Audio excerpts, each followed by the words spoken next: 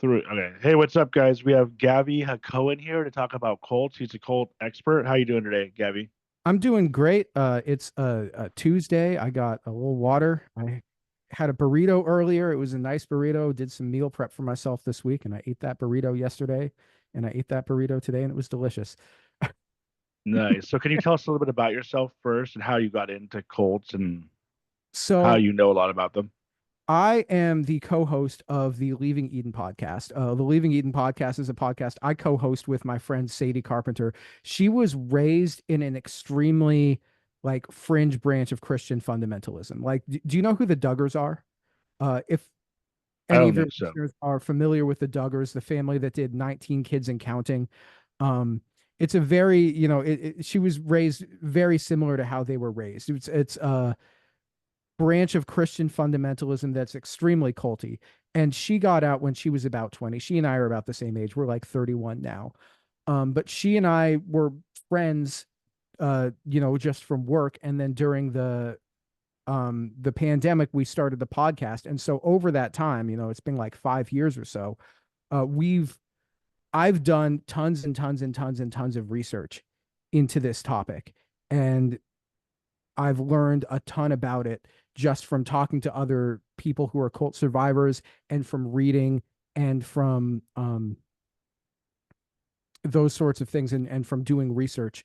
And so now I co host a podcast about cults, which is the Leaving Eden podcast. And so that's one of the things that we talk about. Okay, cool. So, how is the podcast? How is your podcast doing? Pretty good. I can't complain, you know. Yeah, You yeah. It's hard. Like, do you guys have a good amount of followers and all that? Is it on YouTube and podcasts or just podcasts? we the format is audio only, but we upload episodes to YouTube just with like a blank, like just because I edit every episode and it's harder to edit video. I'm not very good at editing video, so I just edit the audio. Um, but it's audio only. But it's available on YouTube if you want to go and listen to it on YouTube. Cool. I'll check it out. I haven't checked it out yet, but yeah, I actually have found it harder to edit the audio than the video, mainly just because like I use iMovie on my, Mm. and on my phone a lot, and it's like it's pretty easy. But when I try to do the audio only, I'm like, this is actually more complicated than mainly it's probably just because I haven't had like there are no like apps, easy apps to use. Like you have to use the computer. But yeah, I mean, I've just found that it's incredible. It's hard to get like a following. I mean, like I actually stopped for like a year to do like my own kind of videos on YouTube, and now I'm back doing it, and it's hard to get a following. But um, I think this would be like my ideal thing to do if I could. But so as far as yeah, so how would you define cults? So a cult is I'm glad that you asked that question, by the way, because not a lot of people know what cults are. People know that cults are like a coercive sort of group, but people don't really know how to define them. So there is a man named Dr. Stephen Hassan, and he was a member of the Moonies cult. I don't know if you're familiar with them. They're also known as the Unification Church, I believe. And he got out of that, and then he spent the rest of his life trying to create a system by which cults can be identified and categorized. So, what he says is that there are four methods of coercive control that cults use, and those are behavior control, information control, thought control, and emotion control. And there's a lot of different ways that each of those four methods of control can manifest themselves. So, behavior control, and in order for something to be a cult, it has to have all four of those present to a degree where it's really coercive and really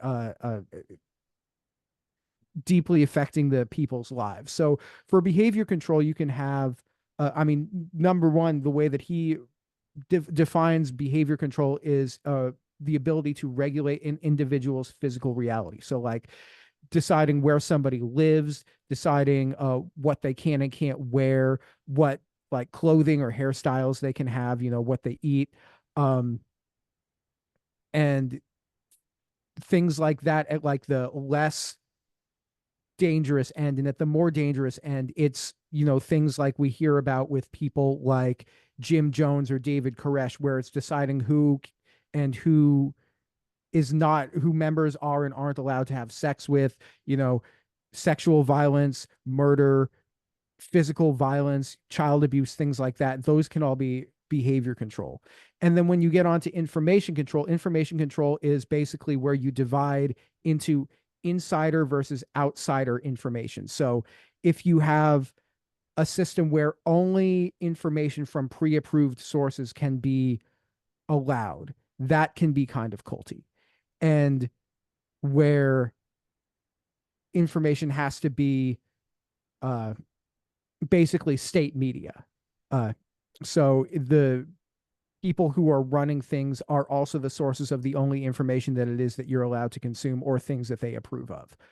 Uh, and then when you get onto thought control, and this can also include like defining who you are and aren't allowed to talk to, creating a culture where people are supposed to inform on each other if they see wrongdoing. That creates a culture of mistrust where people aren't like feel like they can't talk to each other. People feel like they can't confide in each other. Um, then you have thought control and emotion control. And these two are different from the behavior control and the information control, because the behavior control and the information control are things that somebody can enforce on you. But the thought control and the emotion control are things that you have to kind of enforce on yourself. That's where the self brainwashing sort of comes in. So when you have information control, when you have thought control and emotion control, thought control can be like you view the entire world or everything that you perceive through one lens, and that is the lens that it is okay to view the world through. So this also like dividing things into like black and white thinking, like good or evil thinking. And so everything that you see has to either be all good or either be all evil. And a lot of times that works in tandem with the information control, and that the information that you have is either an approved source, so it is all good, or an unapproved source, or it all evil. And then you get into the I- are you getting what I'm saying so far? Yeah, I am. Yeah, and so you've got like basically rejection of critical thinking, rejection of constructive criticism, rejection of any kind of like dissenting thought. Basically just turning everything into groupthink. Some places might have, or some examples might have like a thought stopping cliche, like a turn of phrase that you think of to stop you from thinking critically about what you're being told or what you're being asked to do. And then from this, it goes into emotion control, where certain emotions are okay, other emotions are not okay. And when you feel a certain emotion, you have to teach yourself not to feel that emotion. Um, so like if you're in a cult and there's a cult leader, love for the cult leader would be a good emotion. But if you're angry at what's going on, you can't feel anger. Anger is not allowed because that's unjust. You're not allowed to feel that. But righteous anger at the outside world, that might be okay. So you have to basically control your emotions in order to be able to fit in and keep working with this group or this whatever situation it is you find yourself in. Okay. Yeah, and well, for one, I find that the controlling like the emotions or almost controlling the thoughts can be Yeah. pretty difficult, and it can like fuck with you because even in I was like raised Christian, and even in like in that um religion, like I think that you can feel guilty for things. Like you have a thought and like you feel Shame are a guilty for it. huge part of it. Yeah. Yeah. And Oh, so I wanted to ask, like, first of all, like with the cult leaders, do you think that the cult leaders are intentionally doing all these things that you just said? Is it intentional, or is it just kind of some sort of like almost subconscious, or they just believe themselves what they're teaching their group or their cult or whatever? You know what I mean? there's a little of column A and a little of column B on that one. So, like, say you were raised pretty Christian. There's a lot of guilt and shame that went along with that. Like, if you, I mean, did you for your kind of Christian that you were raised, was there like guilt and shame around like sexuality? Like, if you felt attraction to somebody, you're like, you had to push that down, or you have to say that's an unholy thought, things like that. Um, Yeah, I mean, it wasn't like I don't want to say like it was super extreme to the point where it was like paralyzing or whatever. But yeah, I mean, they're definitely like definitely know, they didn't, you weren't supposed to have sex before marriage. For some people, you weren't even supposed to like masturbate or, Yeah. obviously porn's bad. But I mean, some people even like outside of religion view porn as being like not a good thing. But yeah, it was definitely a lot of it. Yeah, was shame and you felt guilt for certain things. Yes. Yeah. I mean, that's pretty common. That's a pretty common experience that we hear from because we've got a lot of our listeners were raised really conservative Christian, like fundamentalist Christian, and a lot of them grew up with that as well. Like,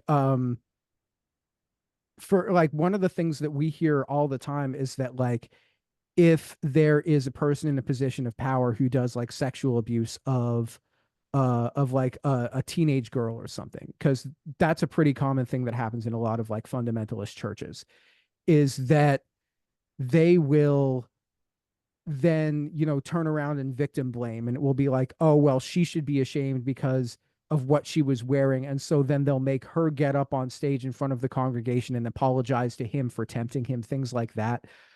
As far as whether, like, I know that there is some people who look at these methods of coercive control and would look at something like the bite model that is, and if you go to freedomofmind.com is the website that Dr. Hassan has uh, made to, and he's got the bite model on here. So there's all sorts of examples that he's got. Um, but who would look at that and see, oh, well, this is a roadmap. This is what I can do to control people. And a lot of them, I think, were just raised in a culture where this is what they know.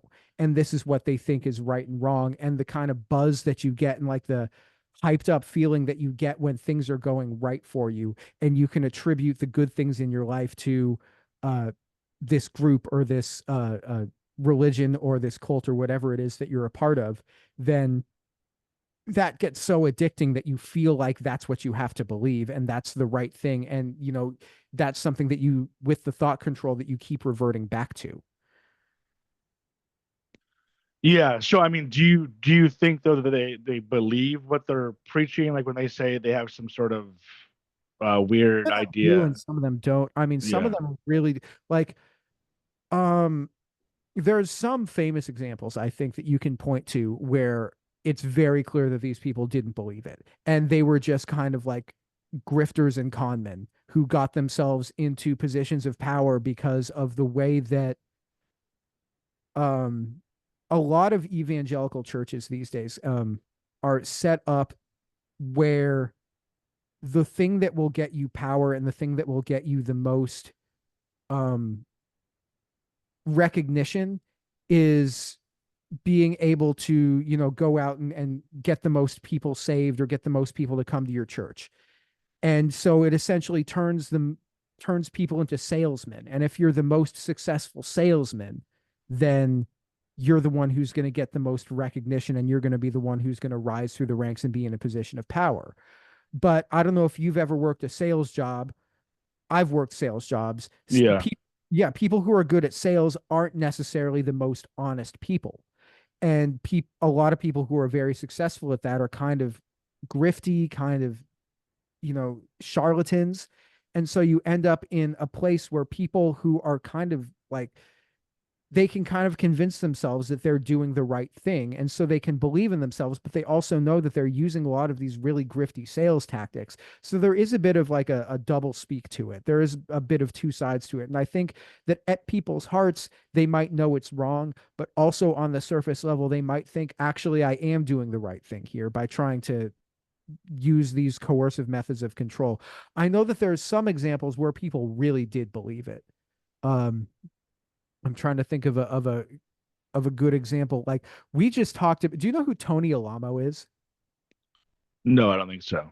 He was this Christian minister who was in like the 70s, 80s.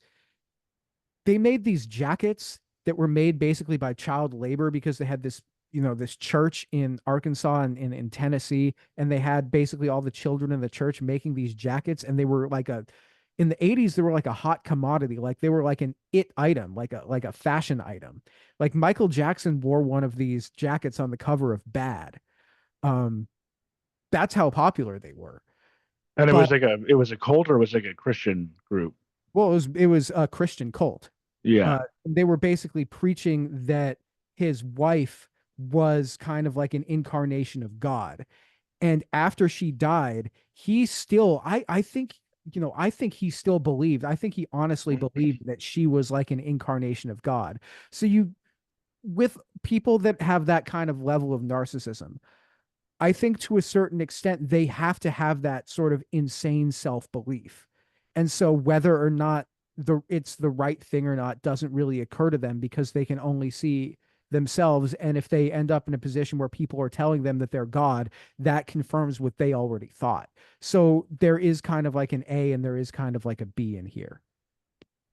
So Yeah. be one Yeah. feed Yeah. another. There isn't like a cut and dry And idea. what do you think the drive? Because I mean, most of these guys that I see, not so much. I mean, not so much cults, because I don't really see a lot of cults necessarily on YouTube or TV talking, but like a lot of these more conspiracy, like Alex Jones type people. I tend to believe they. I think I get a vibe that they believe what they're saying, and they think, like you said, they think that they're doing good. I could be wrong. So I mean, I'm sure that some of them are manipulators, but then also even with like somebody like David Koresh, I watched like the first Mhm. season of the Waco show. I don't know if you saw that Waco show that was on, but I didn't watch the show, but I've looked into David Koresh. yeah, obviously like the show could be different than reality, but based on the show, I got a vibe that he thought he was doing good, and almost that he was even like a good guy who just really believed his own bullshit. And but what do you think the main driving force for this? Because I've heard a lot of it is obviously power, but then I've heard a lot of it too is like sex, because a lot of times these cult leaders, as you kind of said, end up having like 10 or whatever, like a harem of women or whatever, and like all these women almost like worship the cult leader.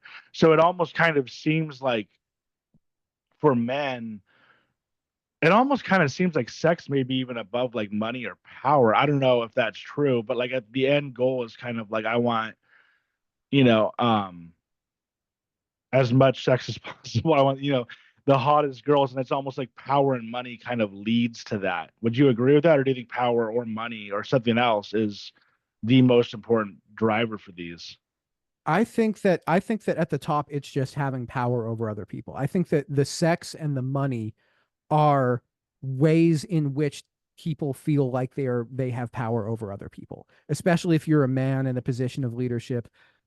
With regards to like Alex Jones, I think in the lawsuit, because he had to sell info, or there was like so much. They had the lawsuit against him from the Sandy Hook families. Yeah.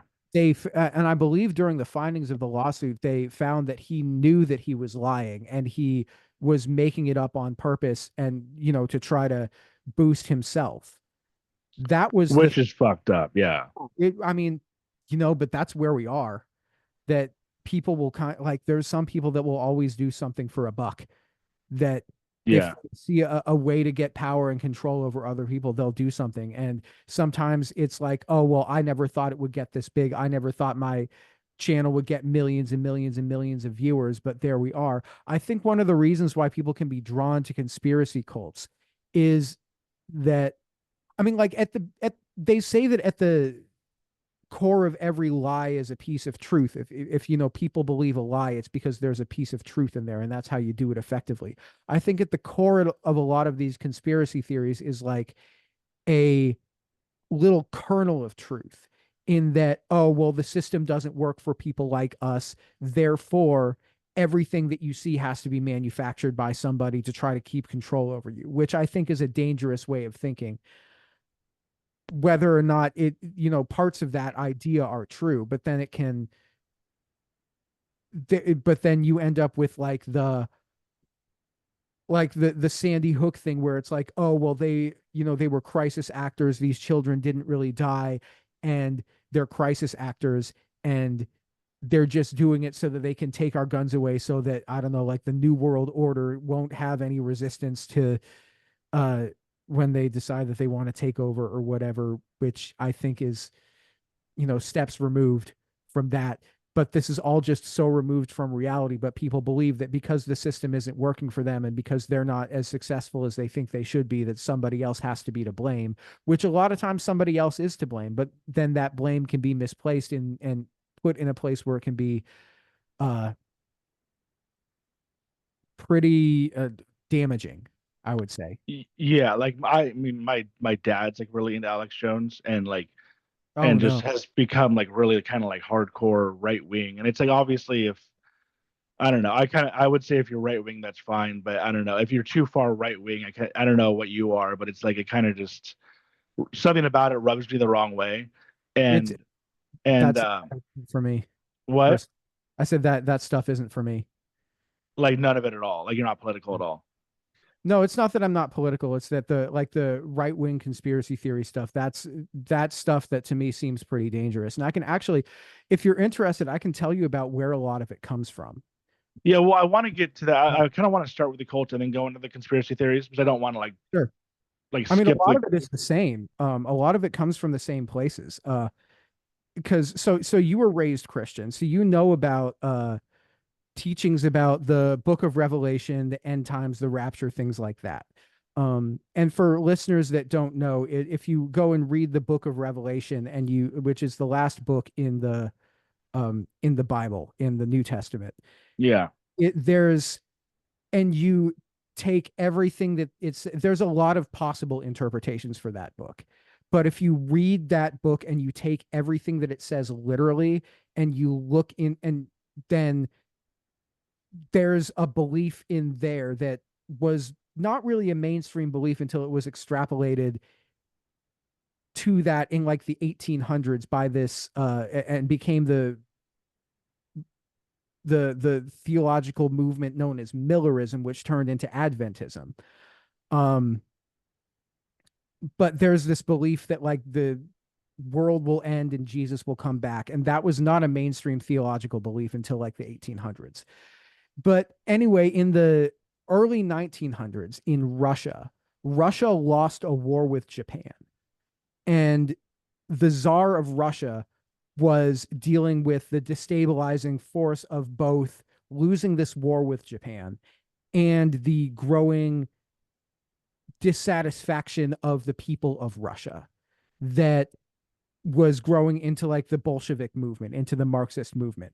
So, what he did was he had written this conspiracy theory called the Protocols of the Elders of Zion.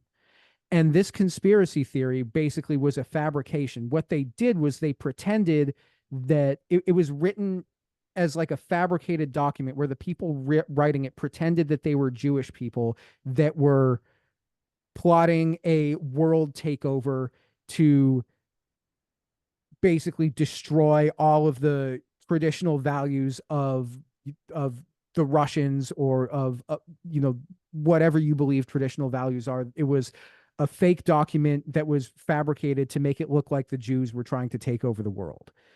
And this document was released basically by Russians. It made its way over to America. Henry Ford got a hold of it and had it translated into German.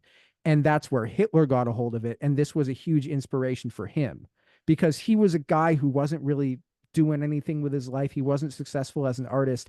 And he kind of believed that, oh, well, it's everybody else's fault. And he got a hold of this document and he realized, and it was kind of like, yes, this is everything that I've been thinking bad about myself, but other people are doing it to me. But basically, this document, the plot for the fabricated plot for the Jewish takeover of the world was based very heavily on a literalist interpretation of the book of Revelation. And so then when that kind of turns itself into what the Nazis were teaching, and after that war was over, it turned itself into McCarthyism over in America. And eventually it turned itself into the Satanic Panic as well in America. And the Satanic Panic kind of died out in the 90s and the 2000s. But then it sort of came back as like whatever the QAnon movement is basically just the Satanic Panic rehashed, which is the McCarthyism rehashed, which was basically the Protocols of the Elders of Zion rehashed. So it's all basically back to one thing. Is QAnon like based kind of like I didn't realize that it was like based kind of like on the Satanic Panic thing. Oh yeah. Oh yeah, go and look at it because there's all of these I mean, ideas. it makes sense because the people who are in it kind of seem like that Yeah. those types of people, like those like Well, this idea that yeah. there's a satanic cabal running Oh yeah, yeah, yeah. that's running That makes everything and sense. it's like kidnapping children. That was the panic back in the 80s. And then in the 2000s or the, during the pandemic, they had that thing where it's like, oh, if there's a kid wearing a mask, that's because they're gagged and they're being human trafficked, which was just like insane. Yeah, well, I felt kind of like the 80s. I mean, I don't really know too much about this, but like from what I know about it, I felt like the 80s satanic panic thing was almost more of it wasn't so much of a government overreach or like a the elites or something. It was more of kind of like satanic gangs or kind of groups within the community or whatever that were going around doing this. Whereas now, and I Yeah. could be wrong, like I said, but now it seems like, yeah, it's more of a satanic cabal. Like the highest elites are all Satanist pedophiles or whatever. And but obviously, I mean, it still is the same thing. I don't know if I have that wrong. I don't know if the 80s was also kind of like a elitist Satanist thing. Well, the way that I see it is that it's who you're pointing the finger at specifically changes depending on who is most useful to the people that are really fomenting this conspiracy. So if in the 80s you're like one of these satanic panic people and you're like a Christian fundamentalist and you really want to uh, uh who are you pointing the finger at? You're pointing the finger at like the music industry and the news and like media that you see as like too permissive and not Christian and not promoting the values that you want to promote. So you can point the finger at them and say that they're all Satanist. Of course, like I said, at the core of every conspiracy theory is a truth. And the truth here is that there's powerful people in the world who are not held accountable to any sort of judgment and not held accountable and they can kind of do whatever they want and they can abuse people and they can like they can be pedophiles if they want to be like I mean I guess we saw it with like Jeffrey Epstein and we saw it with like Diddy and there's all sorts of conspiracy and when people see stuff like that which is a true thing that there's very powerful people in the world that have so much money that they can basically do whatever they want and they don't have to follow laws or they don't have to follow the rules of everybody else. That's something that people get angry about, but then that idea of like QAnon gets pointed towards somebody else. And it can also be like a deflection away from who's really like doing bad and evil things in the world. Yeah, I mean, the way that I look at it is the way that I feel like most, I want to say rational people do, but I mean, obviously, it's just a difference of opinion. But it's like I kind of feel like they're too, and I don't want to say they're all incompetent, because obviously, like, but like they're too incompetent to be able to do what these people think that they're doing. And it's kind of like Yeah. with the vaccine and all that kind of stuff. It's like I think that if they messed up on it, which I don't even like really think that like that went like too like yeah, they did say stuff that wasn't true, but then things changed during COVID. The way that I look at it is like, yeah, it's science, things change, as opposed to like, oh, they're just trying to kill us. Like literally, that's what Yeah. people believe with the vaccine. And it's like I also kind of think that looking at it that way is a very kind of scary, fearful way of looking at like the elite can basically just come and kill you whenever they want, and if they really want to, they really can. Like that's just not like a really positive way. And it's like, why didn't they? Yeah. What messed up about? How did they mess up the vaccine to where like I took it and it didn't kill me? But then also now you have somebody like Elon Musk, who is literally the richest man in the world, who's creating like brain Yeah. implants, which I have really no problem with what he's doing. But he is literally the richest man in the world. But now all of a sudden they're all behind him because He's like, oh, He's on Trump's team. And yeah, he literally I don't even really I shouldn't do it, but he literally just did the yeah, I saw that you last saw night. that, yeah. And like Yeah. I honestly don't like I like tend to give people um I tend to give people like I don't think that he actually intended to do that. I think that like I don't even mean I'm not even saying this in a mean way, but he's come out and said like he's autistic or whatever. I think that he like just didn't realize what he was doing. Maybe I don't know. What do you think? Do you think like how could you intentionally do that on like live television? I And don't I'm know. not even saying that autism matters, but it's like I could even do that. Just be like this, and I don't know. Like I think he meant like my heart, and then he was like going like you guys or That's what something. people are saying. What? I'm I'm like, the thing that I think is that one of the things that I think happened with him in particular is that he spent so much time in a very information controlled environment, that he spent a lot of that. Like, I don't know how he can run all of the companies that he runs if he's on Twitter all day, just like That's what I that's don't what know everyone's saying. Yeah. I don't know if you spend much time on social media. I've been trying to limit my time on social media, but you, sometimes you interact with a person who you can tell, oh, this person is hyper online. And this person, the way that they interact with, or the way that they think about things is so like, I think there's some of that where his brain has, he just like surrounded himself with extremist propaganda to such a degree that he doesn't know up from down, and so he can go on the and so he thinks that being an edge lord is cool, so he thinks that he can go on stage and do like the what looks to me like a Nazi salute. And Which is so weird. It's like and what he is he can in his say fifties like, and he's oh, like I was trying to be an edgelord? yeah, like he can either be, it's like, oh, it's either on purpose or not on purpose, or like, did I do it? Did I not do it? Was it an accident? Who knows? But like, he can do it and be like an edge lord about it. That's more what I think is going on, is that there's like weird edge lord behavior here, and that's sort of where it comes from. Of course, that doesn't excuse anything. I think it was on purpose, but I think that he was trying to not do it as a joke, but like do it as like an edge lord. And that's sort of my read on the situation. As far as you were saying with like the vaccine stuff, like my dad is a or he was a physician, and he like retired just before the pandemic happened, which I'm very thankful of. I remember Yeah. he's a very like exacting person.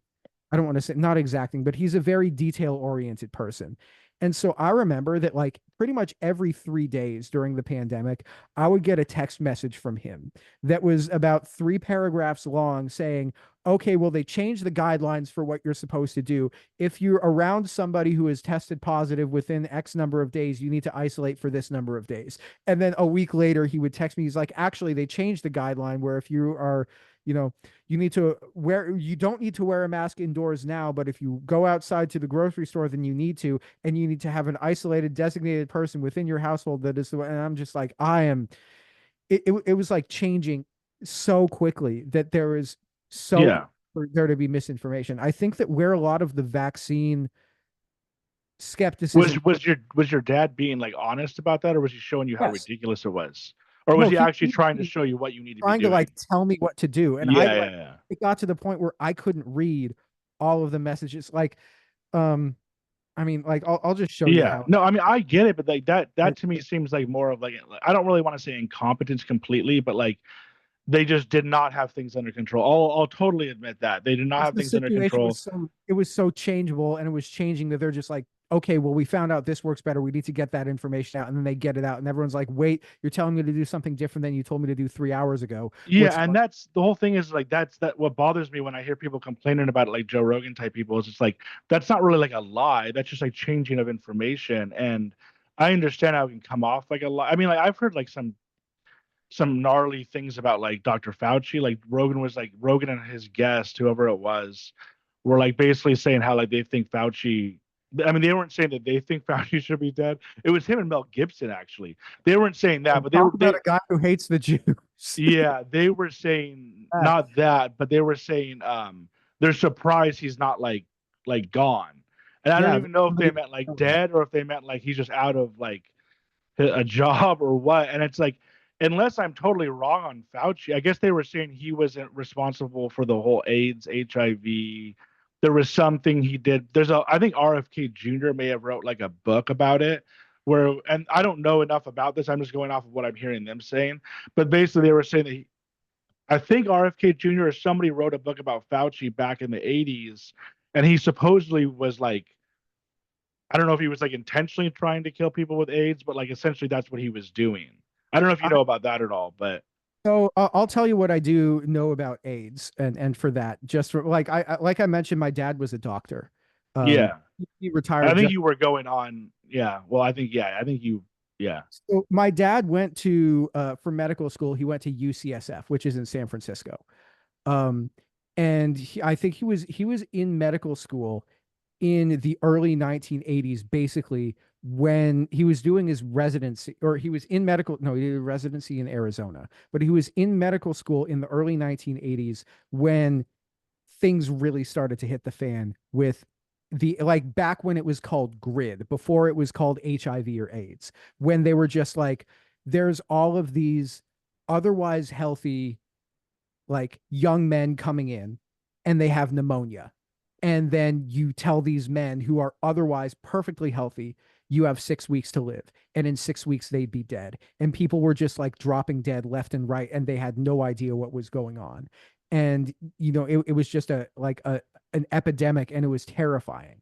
And like he told me that one time when he was in medical school, they were at I guess whatever hospital it was, and there was a 15-year-old kid who'd come in with a blood transfusion, who'd had a blood transfusion because he broke his leg or something, um, a few months earlier, and he came in with pneumonia, and they had to tell this 15-year-old kid that he had 6 weeks to live.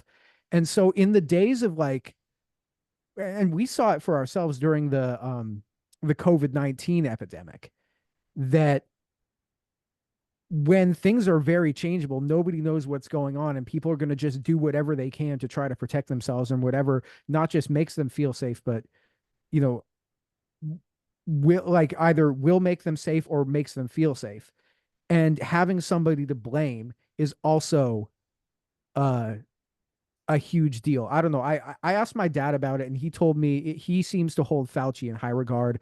I don't know details about whatever it is that RFK Jr. is saying, but I trust my dad more than I trust that guy who's not a doctor. Um, but it's the Well, same thing. that's what it comes down to. Like Yeah. when that stuff was going on with COVID, like I called my friend who's a doctor and I asked him, "Is it okay to take the vaccine?" A doctor said yes, so I take it and I trust him. But then when you have random people like honestly, like my dad or Alex Jones or RFK Jr. telling you that you shouldn't take it, it's like, are you a fucking doctor? Because if not, I'm gonna listen to a fucking doctor. But then they were also saying stuff like my sister actually, I hate talking about this because it's like my family, but it's like my sister worked for this hospital called Loma Linda near us, and she literally worked for the hospital, and they thought that like the hospital like was in on it, like the doctors are in on it. Oh Like, yeah. that's how crazy it is. Like the doctors are telling you to get the vaccine that's going to kill you. And I like basically I like snapped at them like multiple times.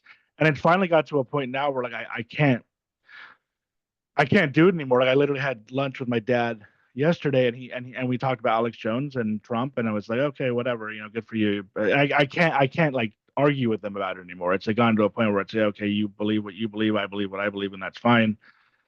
It doesn't really matter one way or the other, anyways, because nothing's fucking happening. Like nobody's fucking dying. Like, you know what I mean, from the vaccine. And in my opinion, too, like my situation during COVID could have been different than a lot of people's, but it was like I was an Amazon delivery driver, and I like still like had my job. Like it really wasn't that crazy for me. Yeah, it sucked that like fucking McDonald's you couldn't go in or whatever. Like it sucked that you couldn't go into a Starbucks or whatever, and you had to wear a mask.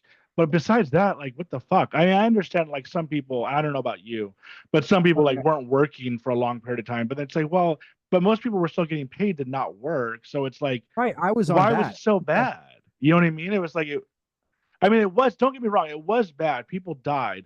But my point is like I don't think that like the government was intent it was created by the government to intentionally fuck with us or anything. I don't think that they like even mishandled it that bad. And to be honest with you, like you didn't even have to get the fucking vaccine. Like, yeah, you maybe couldn't go to a concert or something if you didn't have it, but who gives a fuck? Just don't go. Wait a year. You know what I mean? I don't know. That's how I look at it. But So I don't know if you my, disagree with any of that. But I mean, like, my thought is that the distrust of people in the healthcare sector, that was very real. And I have friends who are nurses who are just like, who were treated so horribly.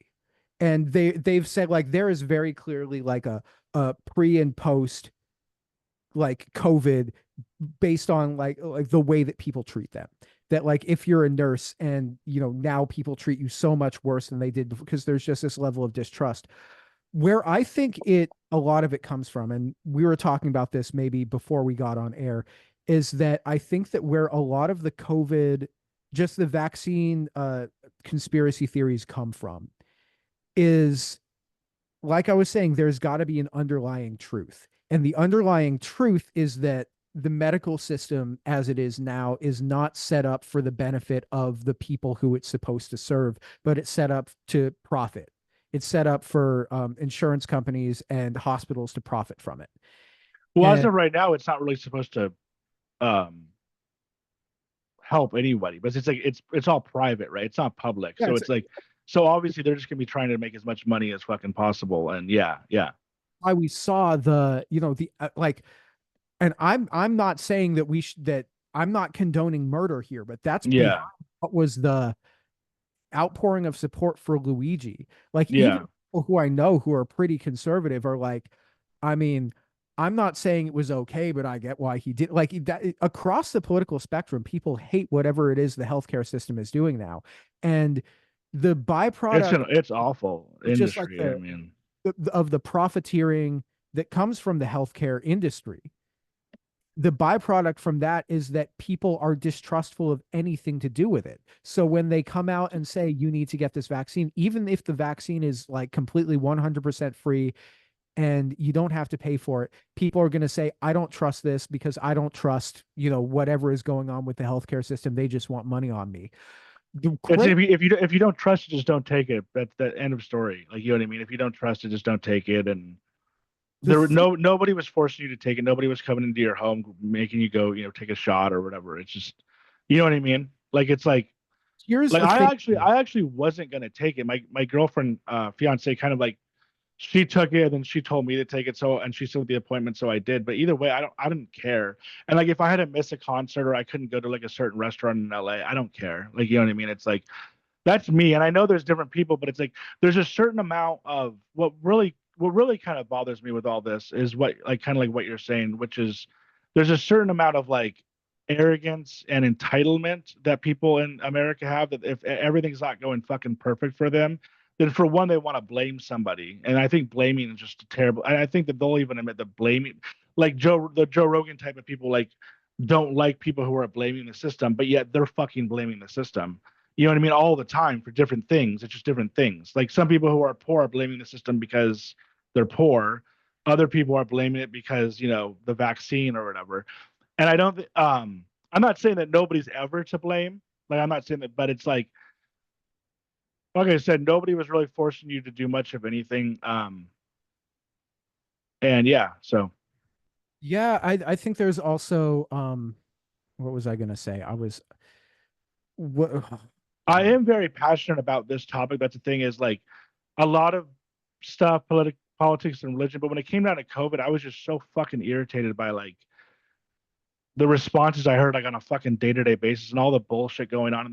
And as you know, like we were saying with Alex Jones, like there's so much bullshit out there, and it's just like it's so fucked up that there's people like trying to manipulate people well, you to want do to things that are just obviously wrong. You know what I mean? know what another piece of the whole puzzle is. And I'll go back to the book of Revelation, is that people were legitimately saying that the COVID vaccine is the mark of the beast. That if you It believe in, doesn't even make any sense, yeah, really. if you believe in that literal interpretation of the book of Revelation, like you literally think that half of the world's population is going to get Thanos snapped and get zoomed up to, or like all the Christians are going to get Thanos snapped up to heaven by Jesus, and that Jesus is going to come back, but that first they're going to rain down calamity on everybody else. And you're like, looking at that and you're looking at the wildfires in Los Angeles and you're being like, yes, God is punishing the people that I don't like. Or you're looking at like But what about? the I mean, what about Florida? What about the other places where this, the hurricane happened? Like it's well, no, because that's the double thing, is that you have to have, well, if it happens to California, then God's punishing the people, and that means that the rapture is coming. And if it happens in Florida, then that means that God is testing the believers to see if they'll still believe him even with Job. like you just you can't be wrong. Like you Yeah, know what I you can't mean? be wrong. Yeah. Um, people were saying that the COVID vaccine was the mark of the beast because it was the idea that, oh, well, nothing can be bought or sold without if you don't take the mark of your Oh yeah, I didn't even really think something. about You had that. to have that vaccine card to go to the restaurant, and then you get I it, I was thinking it was more of like when people told me about Mark of the Beast, I was thinking more like because my dad always told me this that it would be like a chip, like you would literally get like a chip implant, which is funny because Elon Musk is literally Musk is the doing. one trying to put chips in Yeah, monkeys. and the funny thing about what Elon Musk is doing with that is I actually think that's a good thing. I don't think that he has bad intentions by doing it, but the hypocrisy on that side is bullshit. But with what Elon Musk is doing with that, I think that ultimately it's going to help people who are paralyzed or whatever. You know, it's already helped the guy who is paralyzed. Now he's able to like move because he's able the brain implant is able to and I think that's kind of a I positive did thing. see that video. That video was crazy. I With actually don't Yeah, even know if I saw the video. I just heard about it. Like, what is he doing in the video? He's able to like, is he actually able to like walk now, or what is he doing now? I don't know. You have to go check it out. For yourself. I can't remember. I remember seeing the video, but I can't remember exactly what's in it. I Um, remember hearing. I might be wrong about this, but I kind of felt like like it's kind of like sad to say, but like he's able to like play like video games now. I think that before maybe he wasn't able to play video games, but now he's like playing video games or something. Because I think that's he what it was. It was. was a computer. It was a computer that he had it hooked up to. I mean that like look, Oh that's yeah, a no, he's not even using his hands. He's just using his brain to control the computer, right? yeah. Yeah. I mean that's cool technology. No, like I personally, I've been in some Teslas where the build quality was not excellent, so I don't think that I would personally trust Elon Musk to put a chip in my brain. So, but But you don't need it. Like if you were in a situation where you needed it, like you were paralyzed, you might take that chance, right? I mean, I would think about it.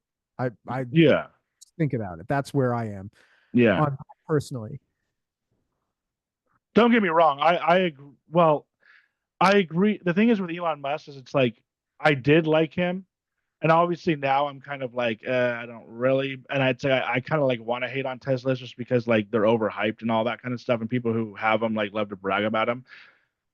But when I have driven in one, I'm like, I mean, it does seem to be a nice car. I'm not saying it's perfect. Like it has its faults, but I mean, what he does is fine. What he's making is fine, but like what he's saying and doing now, and like I think before you went back to him wanting to be like a edge lord type thing, and I agree with you on that. But I also think there must be some sort of manipulative thing that he's doing with all this. I just couldn't imagine that he actually agrees with all this bullshit. I think it's more of like Trump probably just told him, hey, like you can do whatever you want with like your Dogecoin and like with SpaceX and everything else. And he's I probably like, and I think that liberals are trying to probably prevent him from doing things. And even Mark Zucker, I don't know if you've seen Mark Zuckerberg recently, has kind of like gone more of like the anti-government route. Yeah, my thought is that like I like we talk about with cult leaders is that they kind of do something for a bit for a minute and then they kind of get high on their own supply and think that it's for real. And that's sort of one of the things that I think could possibly be going on there. The other thought that I have with regards to like even with Twitter, and this is an example, and this is one of the reasons why I'm not on that website anymore. Um, X, yeah, previously known as. what is, I'm yeah, sure, whatever, or zitter, shitter, whatever we want to call it. So Um, dumb. yeah, so my older brother is are you a sports fan at all? You like basketball? No. My older brother is like a basketball journalist. Like he is one of the people that the credentialed like reporters that covers the Portland Trailblazers. Um and a lot of basketball media is on Twitter. And like a lot like with the Woj bombs with the newsbreakers, that all came about with like Twitter where somebody would break the story and that was like the where like so the way that Twitter works now is that basically you pay for a the blue check mark for the verified status on your account. And the whether or not you're account gets traffic or your posts get engagement determines like whether you get revenue from it.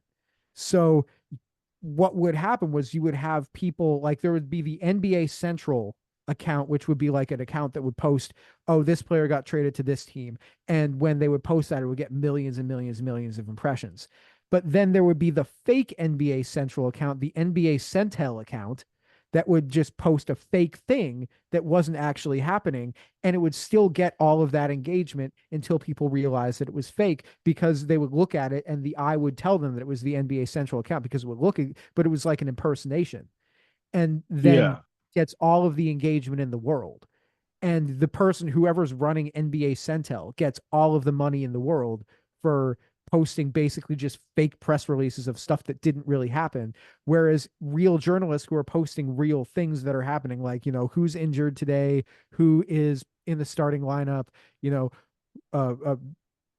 stuff that's going on with the teams, they're not getting engagement because all of the people that are just posting clickbait nonsense fake stuff is getting all of the engagement, and so that's the thing that's filling up everybody's feeds rather Yeah. than what is actual real information. And there's no filter really, and they've kind of taken, like, whenever people try to filter out the garbage, they're like, no, you're not allowed to filter out the garbage, we're going to push this onto your feed anyway because this is what gets engagement and this is what drives revenue.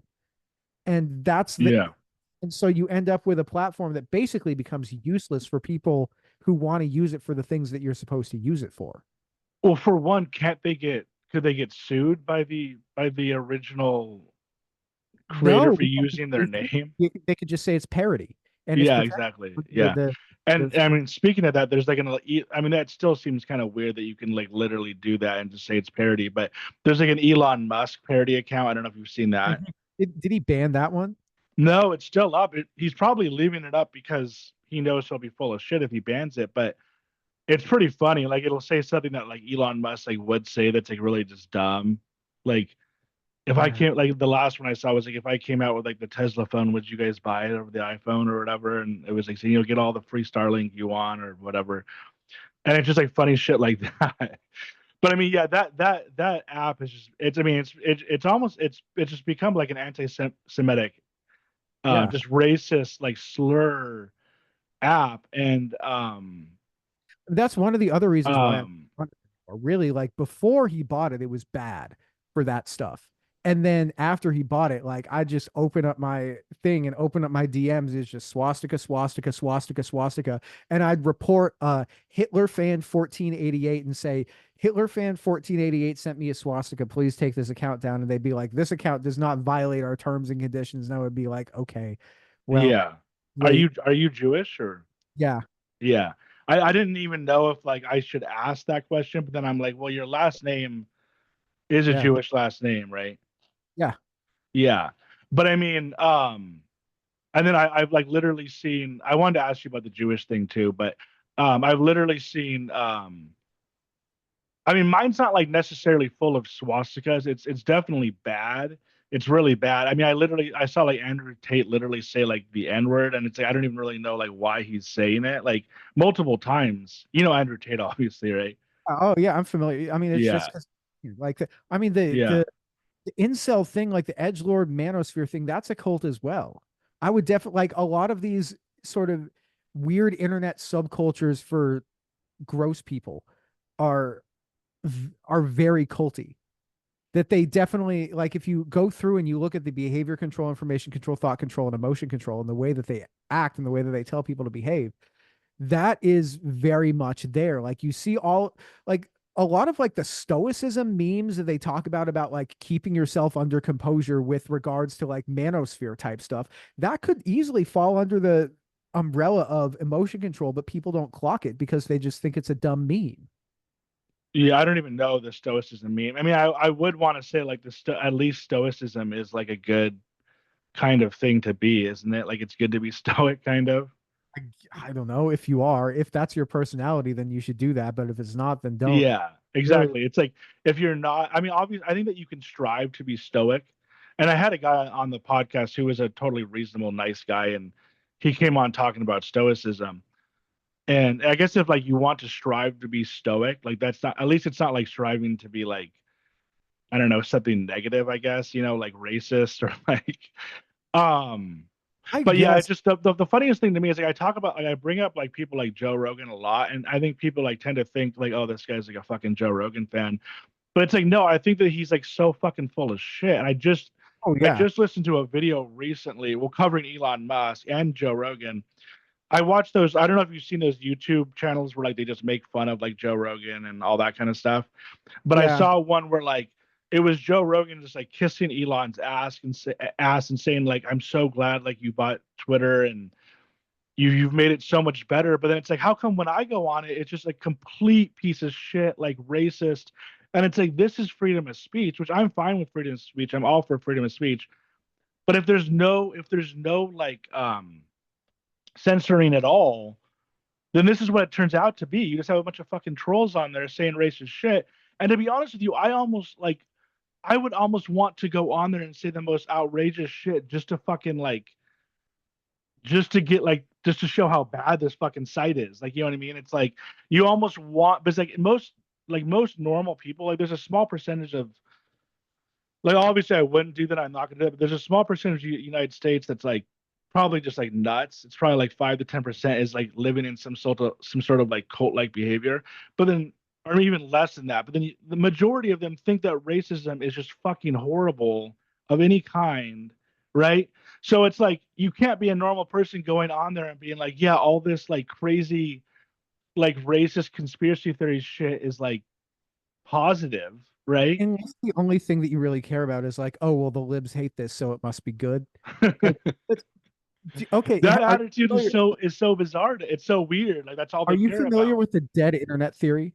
Yeah, yeah, yeah, You yeah. know about that like that most of the traffic on the internet is bots interacting with other bots. I think you go on Twitter and you look like there was some post the other day where it was um where you could tell that like it was the official PR account for some company or something that posted like a press release, and then all of the replies to that were very clearly bots, and the the PR account just like responded to all of them. And then there was one person who responded to it saying like, I shit my pants.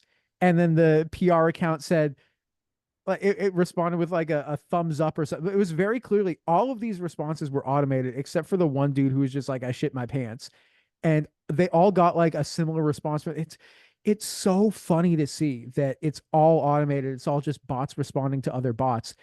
And I think that Yeah, talk about like freedom of speech and people should, say whatever it is they, then the government should not be able to prosecute you for voicing your opinion about something. I'm in favor of that generally. Then, yeah, but when you get to a point where, like, if you like you had a platform like Twitter, which was fun because basically anybody could go on there and say something and find people who like the same things as you and want to talk about the same things as you, and you could talk about it. Like, I like basketball. Basketball is big on Twitter, or it was. I can't really go on there anymore because I don't have an account, so I can't see what people are saying anymore. But basketball is big on Twitter, so I could go on there, find a bunch of people who want to talk about basketball, and then we could all watch games and post about what's going on in the games at the same time. It'd be cool. And then when and that's like fun, and that's also freedom of speech, is that we're free to interact with each other. But then when it gets sort of filled up with mostly garbage and people who just want to pay for fake accounts to just go on there and say as much garbage as they can, is that, oh well, this person wants to pay more money to fill this site up with more garbage? Is that them getting more freedom of speech than I am because they have more money? Is that this person saying, oh, I have a bigger voice than you, and I can actually make it so that your voice is completely inaudible just because I have so much money that I can pay for it? Because I'm not about that either. So you can say Twitter is like Twitter should be free for people to say what they want, but it also should be free for people to hear what they're trying to say and not just full of garbage. You can't have it both ways. So either you have to moderate the content and you have to just say, get rid of the bots, get rid of the hate speech, and have it be like moderated, or you can say, you see what I'm saying there? Yeah, like, well, it's almost like you're like for freedom of speech, but it almost has to be like equal Yeah. freedom of speech. Yeah. And if, But I I mean, mean, the hard part about that is like even without the bots, like you have celebrities who obviously just have a bigger voice than like you or I will have. Like I have like no voice on there, so it's like yeah, I have freedom of speech, but like nobody's gonna see it. You know what I mean? But like if you're like somebody like Elon Musk, like he obviously has way more kind of freedom of speech just because his reach is so much bigger. Like I just can't compete with it, right. right? I think like, and that's always going to be a part of it. But the point where when you get to the point where, like, if you like, say you go on Instagram, do you use Instagram at all? Yeah, and Instagram for the most part Like, seems fine, right? oh, I mean, in terms of I'm on not. there these days, and I'll post something, and like, and our podcast has something like 5,000 followers on Instagram, and I'll post a new episode, like when we come out with a new episode, it'll be highly anticipated one that people would normally be really interested in, and it will get like 60 likes when like 2 years ago it would have gotten a couple hundred. Oh yeah, I know. Yeah, I know what you're talking And about. it like I don't know if everything that's. is getting throttled because they're filling it with garbage instead. So like if I scroll down on my feed, I won't see posts from people that I care about that I want to see. It won't be like it'll just be like, well, this is the algorithm telling us that you want to see this. And it's like 80% ads and 20% pages that you follow that already get high engagement, and like 2% Yeah.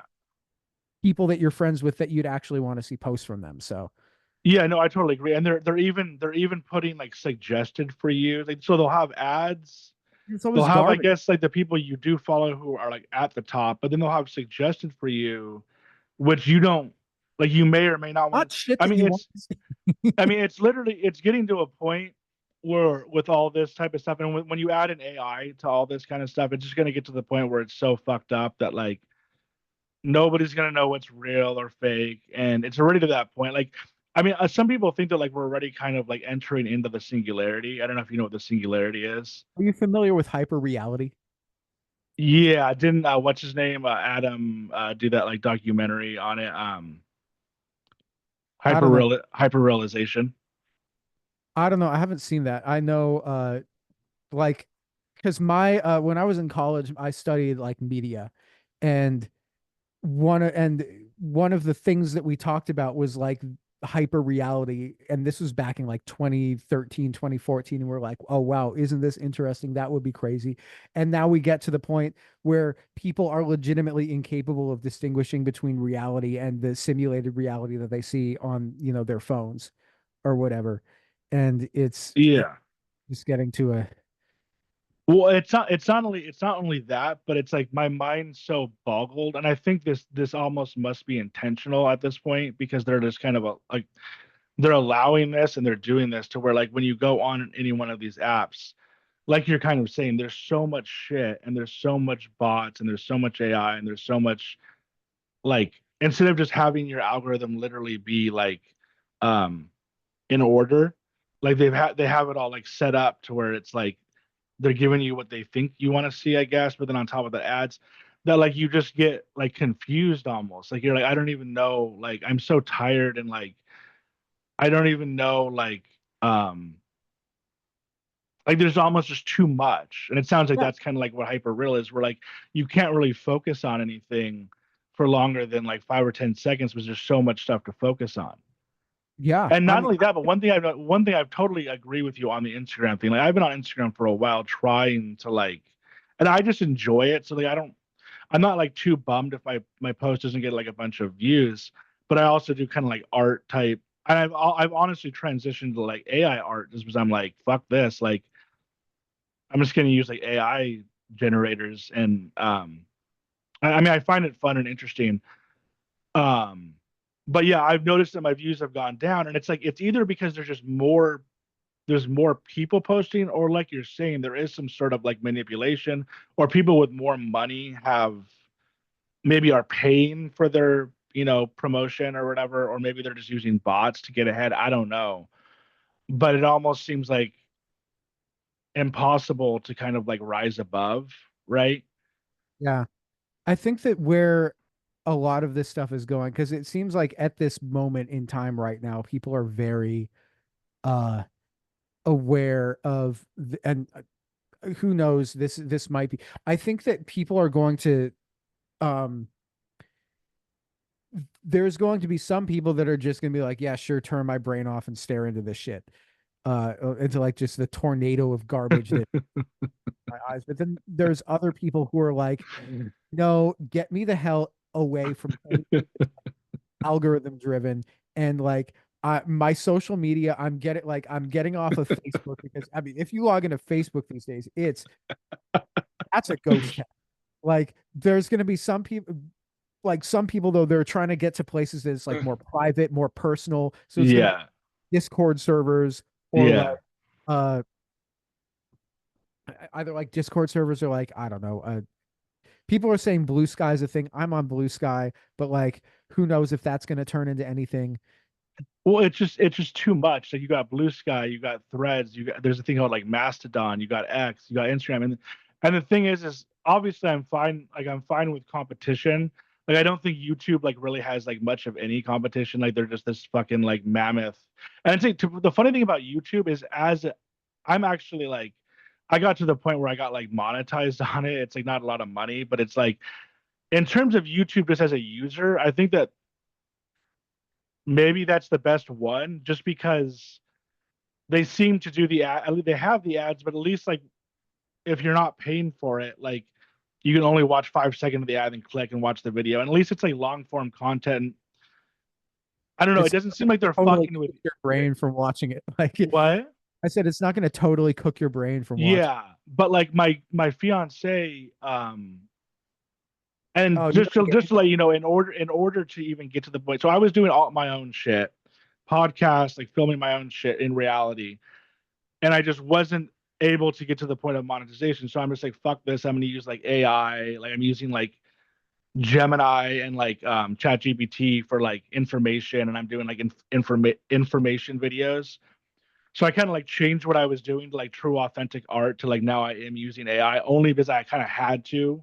Like you almost have to like use these tools at this point because if you don't, you're just going to be surpassed. Like I don't necessarily believe in that, or if AI. you have like a fan base that you built up before these things came in. See, we're fortunate in that we started our pod when like during the pandemic when me and Sadie were both at home on like just collecting unemployment checks, and Yeah. we're like, this is something that we can do. Like it started out as like for fun. This is something that we can do for like uh just a certain amount of time and just build it and build and build, and we ended up building it up to the point where we like this is actually like podcasting is my primary source of income now.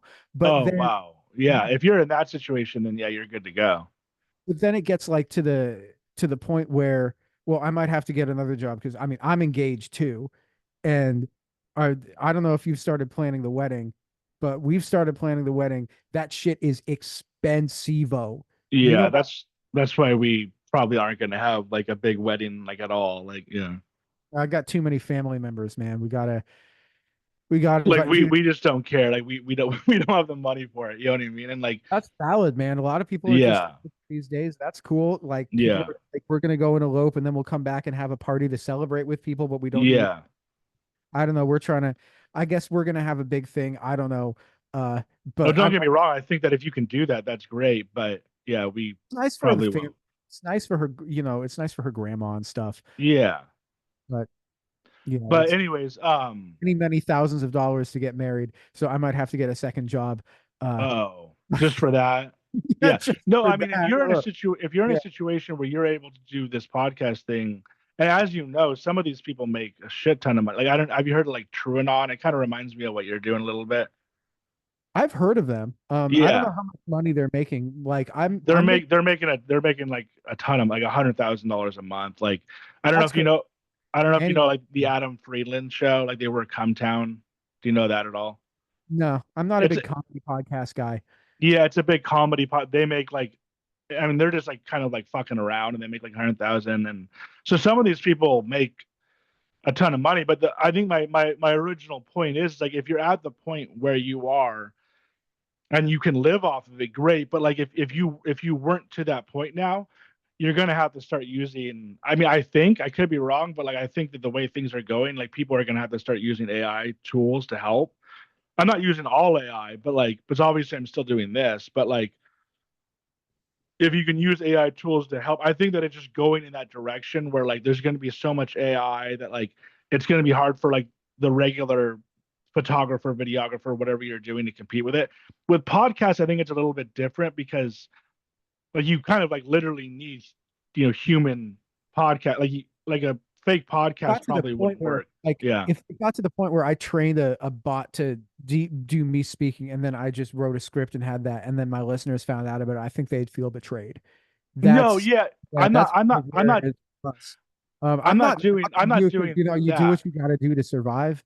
I think that Well, also no, I'm not saying that you should do that. I'm just saying I don't think for a podcast, like I said, it would work. But like I think it's getting to the point with, I mean, even Hollywood's starting to use AI. Like it's going to be eventually become all AI. And it's not only that, but like, I'm not necessarily against AI. Like if I don't even have like a ton of followers, but like if I had a ton of followers and they were upset about it, like I'm not really like necessarily against AI. Like it's also um like for us specifically, our the subject matter that we talk about with like cults, but we also have a lot of people who listen to our show who are like, like raised fundamentalists do a lot of religious deconstruction. There's there's like an emotional connection to the content that we're making. Um, and I think that if we started trying to fake it, that would be there would be such a huge sense of betrayal for us. That's one of the things for me that is just like because like I know that there's some tools out there that could probably make my life easier, like especially when it comes to editing the shows, when it comes to like but it really I think part of it is just the um for me, I think it's just that we're trying to never like to not change what it is that we're doing. That was the thing that made people originally like us. And we were yeah. lucky enough to be. For me, also though, I think that one of the because I also do music. Do you do music at all? Are you a musician? Yeah, I mean, I did more before than I do now, just because like I'm not in a band or anything. But yeah, Is that like do you have friends who have like ever been like signed to labels or like ever like been major like one of my major to friends who like I was in a band with was in a heavy metal band that did get signed. Yeah, and they were touring and stuff. Yeah. is that like but friends that I have that are like gigging musicians regularly, they were low key like I hope they get rid of TikTok because they were just like this is just another fucking thing that we got to do now. That like when TikTok became the way to blow up as a musician, they were just like, oh man, now I it's not just that I have to, write and record music and post about it on social media and go out and play shows and try to do. Now I have to also grind as a content creator. And they were just like, please, like, let this thing go away. Let this requirement that I have to do go away. And Which is that funny because it almost did go away. But did you see that whole thing that happened? It was really weird. It was like it got banned for a night, but then it was it it but got banned. but then it Like said Trump. Like we're so thankful to Trump to bring it back, which is it seemed like a setup, kind of, right? everyone's saying it's a setup. I think it's a setup. I think this whole thing is like I we're it's the world is in such a weird place right now. I don't know. I'm sorry. The only good thing, real quick, about, even though TikTok is annoying, and I get it's annoying to like grind and post online all the time, but it's like the only good thing about it is that at least it's like another revenue stream for a musician. Like because Mhm. like before, like you pretty much had to tour or sell albums. Now at least like you can, if maybe you can make money off of like TikTok, or maybe you can even like get bigger off TikTok. So I like, Well, even though I see what you're saying, it's totally kind of taking all bullshit. of the money out of streaming is totally taking all of the money out of like people listening to your music. So But I mean, at least there's like that, and then Spotify doesn't is, make but it at money. least on TikTok, Yeah. because TikTok will pay you, right? So it's like you can't get monetized on TikTok. So at least through, I know Spotify is fucking people, but like at least TikTok, if your song does go viral on there, even though like there's a good possibility that it won't, maybe you can make some more money that way, right? I mean, Yeah, but it's just like, oh, this is the other requirement that we have to do. When people that I know that got into music didn't get into music, or didn't like, they're not doing it because they want to be grinding and they want to be famous online. They're doing it because they want to get up and play in front of people. And that I think is the thing that you always got to go back to if you're having difficulty standing out in a world of AI slop and bots posting everything everywhere, then I think the place to go is to go real and to network with real people who are like local to you and do something that no one else can do. Because like but until I they have think like automatons that are walking around playing guitars and stuff, I, that's I think my point is that I think that might be going away. And the thing is don't get me wrong, like when it comes to your podcast or this podcast, like as you probably realize, like this is completely 100% me. Like I'm not using any AI for this. really, And I thought I you and were a like bot. I'm talking to a bot. no, and it's like obviously like you said, like it wouldn't work if you were a bot. Like if you were just some bot talking, it wouldn't work. And same thing with music. Like in my opinion, you still need the band. Like if I go see a live band, I just went to see Bright Eyes. Like you want to see the band. You don't want to see some like robot or whatever up there. So I still do think that there is a place for it. And in my work, I'm not doing like only AI. I'm using it as a tool. But I think there's a possibility, and I could be wrong about this, that eventually maybe not everything, like there still will be niches like your podcast, but a lot of stuff is going more towards that direction. Like even Hollywood movies will eventually probably be like a lot of AI will be used in them.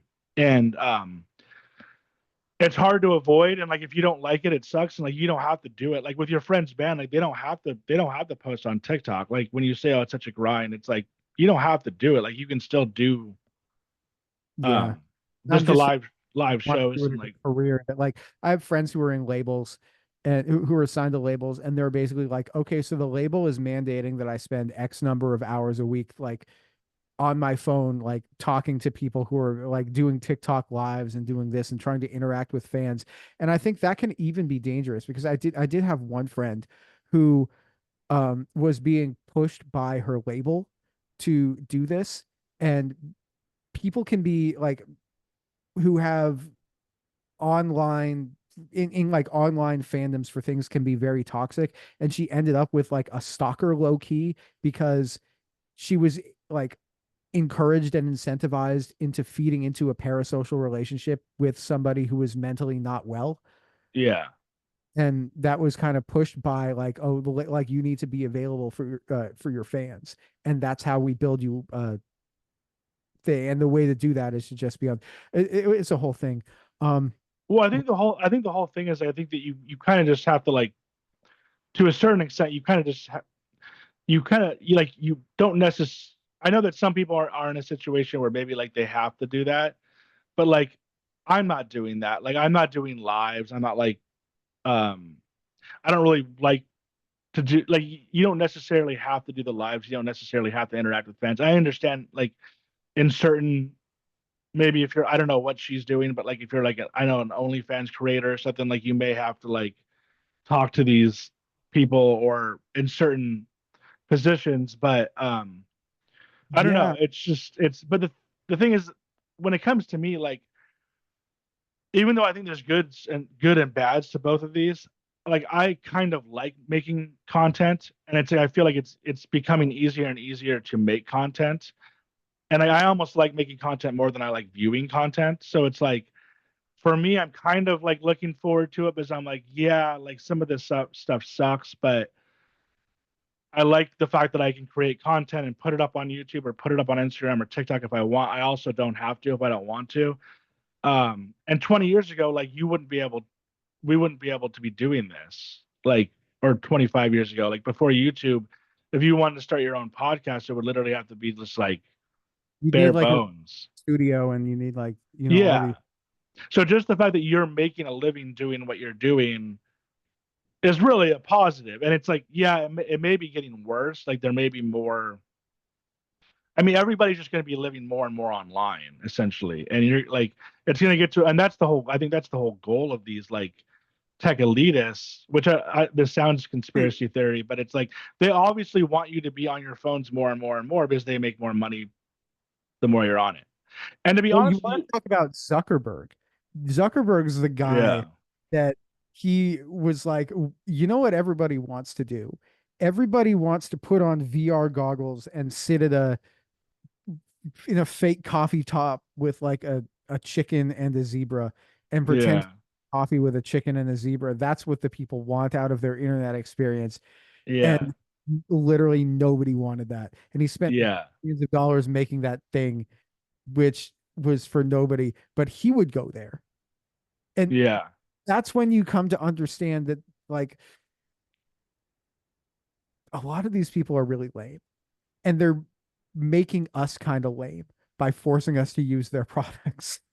Well, that's the whole thing, though. Is it's like they're obviously not forcing you. Like if I know it's really hard and But it's they're really like making it addicting. like mandatory for participation in society to use this Yeah, to I don't know. I'm trying to live offline as much as I can, which is more I think also there was a sense of like during the pandemic, there was so many people that were just like on social media all the time because they were at home and they didn't have anything else to do. And they're just like, how do we get back to that? That was like peak for us. We were the coolest people in the world when we made the thing that connected everyone together during the pandemic. And now the pandemic's over and people are like, you know what? I like going out. I like going to restaurants. I like going to concerts and I like going to things in real life. And they're just like, no, no, no, no, no. Go back to your house and sit and view the content. Do this. Don't go yeah. out. Well, This. I think the only way to like break away from that, honestly, like the sad truth, is just to like stop using it. You know what I mean? Like it's, and I know like you're probably in a situation where you can't, because like you have, I don't know how much you're posting to like Instagram and TikTok, but it's like you kind of feel like you have to, which some people do for a living. But yeah, Yeah, I don't even have a TikTok. I don't even keep the Instagram app on my phone. I download like because we come out with a new episode every Monday. I download the app to post the promotion pictures, the promotion post for the new episode that we have out.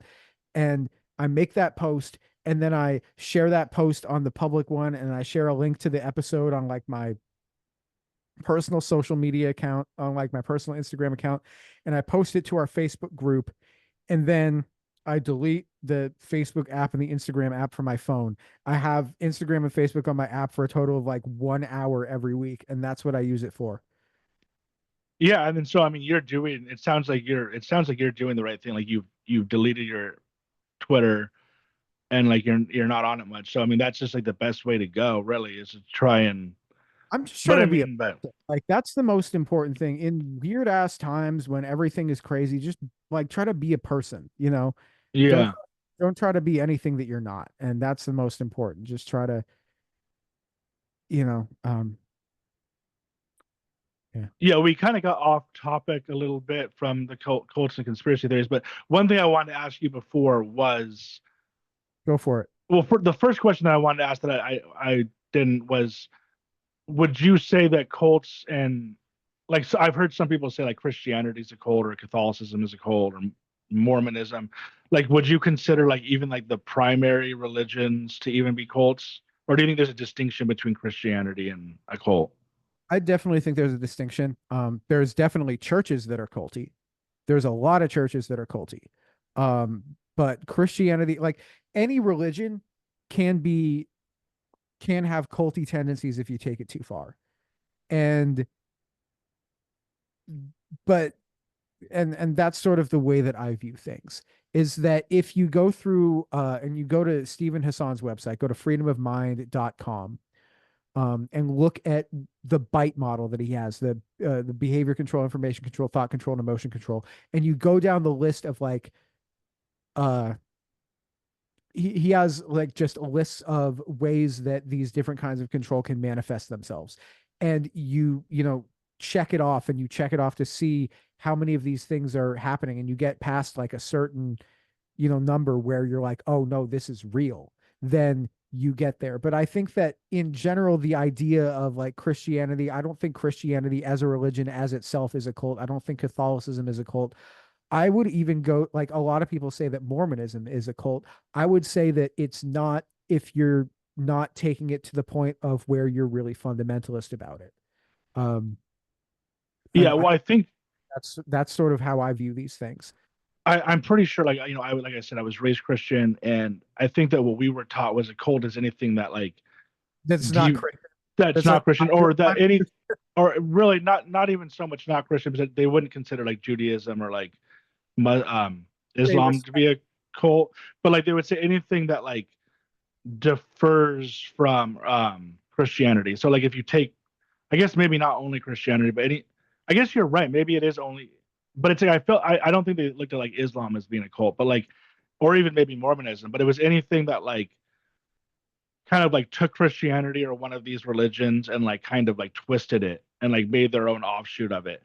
But now, what would be the main thing that differentiates Christianity from a cult? What would you say would be the main thing? Well, it's the degree to which it takes control over your life. It's like so if you have But for some, like you, I guess, like you said, like for the so it's very, got you got to just you got to go and you got to look at the bite model and try to apply that and see does it do these things. Like if you're in a church where they're just like where they're not preaching heavily about like I don't know, like don't watch these movies. These movies are bad. These movies are evil. And if you're in a church where the focus is about like this is how we be good, this is how we put Jesus's love out into the world or something, and this is how we focus on being good people. This is how we exist. This is how we live and try to be good. And it's not focused on like we have to be separate from everybody else because the world is sinful. Then you're probably in a perfectly fine church, and that's not culty. But if you're in a church where they're just like the world is sinful and we have to separate ourselves from that, and so you have to separate yourself from the world, and anything that's of the world is wrong and is sinful, and you have to separate, then that can get to the point where it's pretty culty because that gets to the point where the separation itself, and then you can even get into secondary separation where you have to separate from people who aren't separating to the level that you are. That can yeah. get especially culty. So do you think there's anything wrong with traditional religions that aren't No, a cult? Like, no. It's no. like you can look at religions the same way that you look at like life philosophies. And I know plenty of people who have converted to religions later in life and weren't raised in them and practice a very like compassionate and kind form of those religions and are happy to live those lives, and they're not doing any harm to anybody or themselves.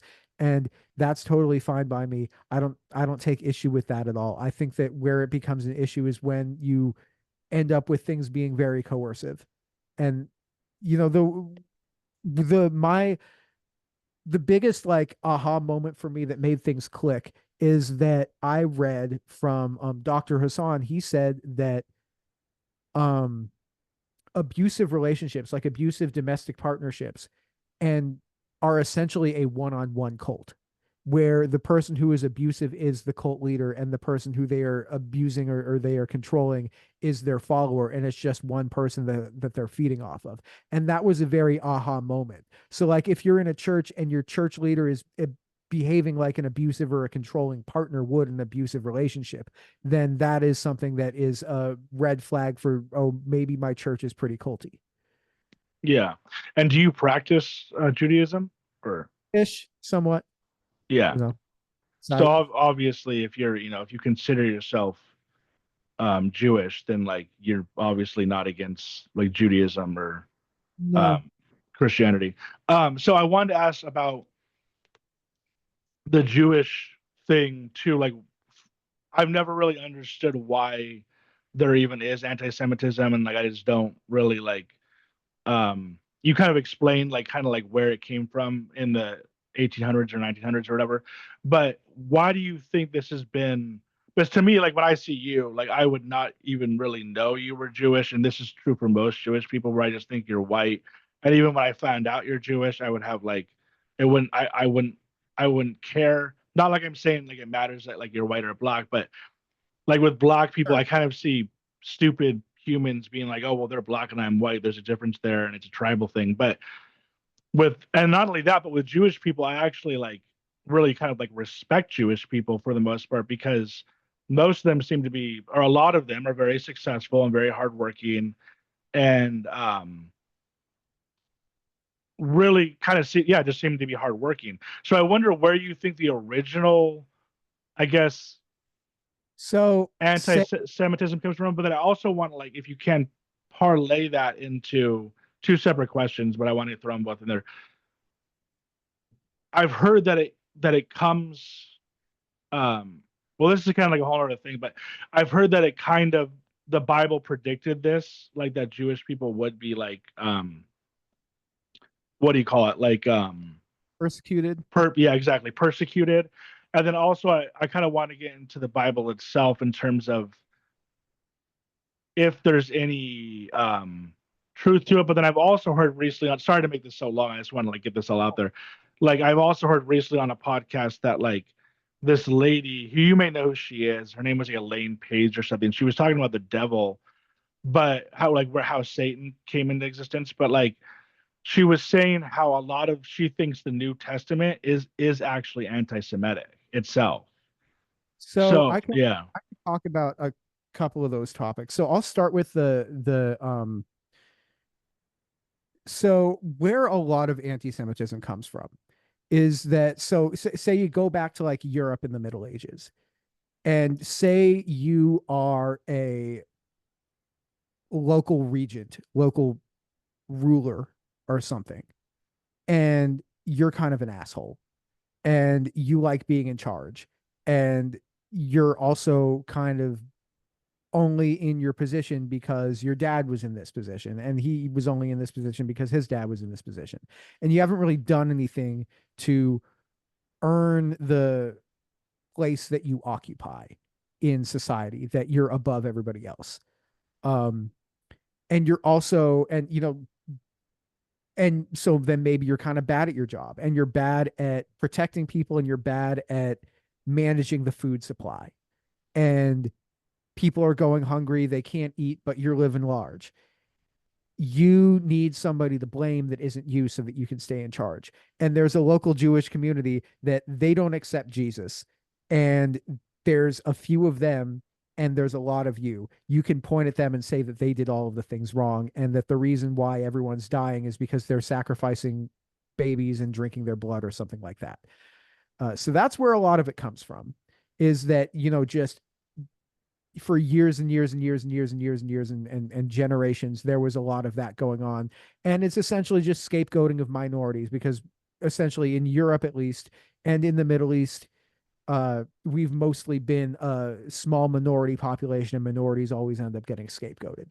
The thing with the Bible and the New Testament itself, if you look at that book and you understand that it wasn't written as like like a new religion to appeal to the Jewish people. It was written as like a way to appeal to Greeks and Romans and people who were outside of the Jewish circle. Then you go and you look at like the idea of Jesus as like a half man, half God. That's not really something that makes sense, that computes in Judaism. Like we would have the concept of the Messiah, but the Messiah is not like a half man, half God, like born to a virgin, that kind of thing. That's a concept that if you were a Greek or you were a Roman, that's a concept that kind of makes sense because if you're like a Roman, you would say, well, half man, half God. That's kind of like how we see the Roman emperor, is that you know, very like half man half god figure. Virgin birth, well, that's something that exists in our mythology. And then so it's not really necessarily a religion that was meant to apply to the Jewish people. So when you then say, oh well, here was our this guy Jesus, he was our Messiah, well, what happened to him? He died. Oh, who killed him? You can't exactly say, yeah, it was you guys that killed him, you should convert to this faith. You have to blame somebody else. Yeah. So that's sort And of the yeah, that was another thing that she said is she was saying, and this kind of like blew me away. And I never really fully understood why they even said this, but she said how obviously the New Testament says that like the Jews killed Jesus, but she was saying there was no way for that to happen because the Jews wouldn't have the power to do that, and like the way that they did it, the crucifixion, the Jews wouldn't be able to do. They didn't do that. Like the Romans did that. So for some reason, Christians have always said, "Oh, like Jews killed Jesus," but it doesn't really even make any sense from like the story standpoint. Because if the Romans were in charge back then, why would the Jews even want to kill Jesus? I thought the Jews liked Jesus. So why like how does that even make sense? You know what I mean? The the thing with prejudice is that it doesn't make sense, is that it's kind of dumb. Is that But when I you mean, was there think a way about it they for a looked second, was you're like, this is dumb.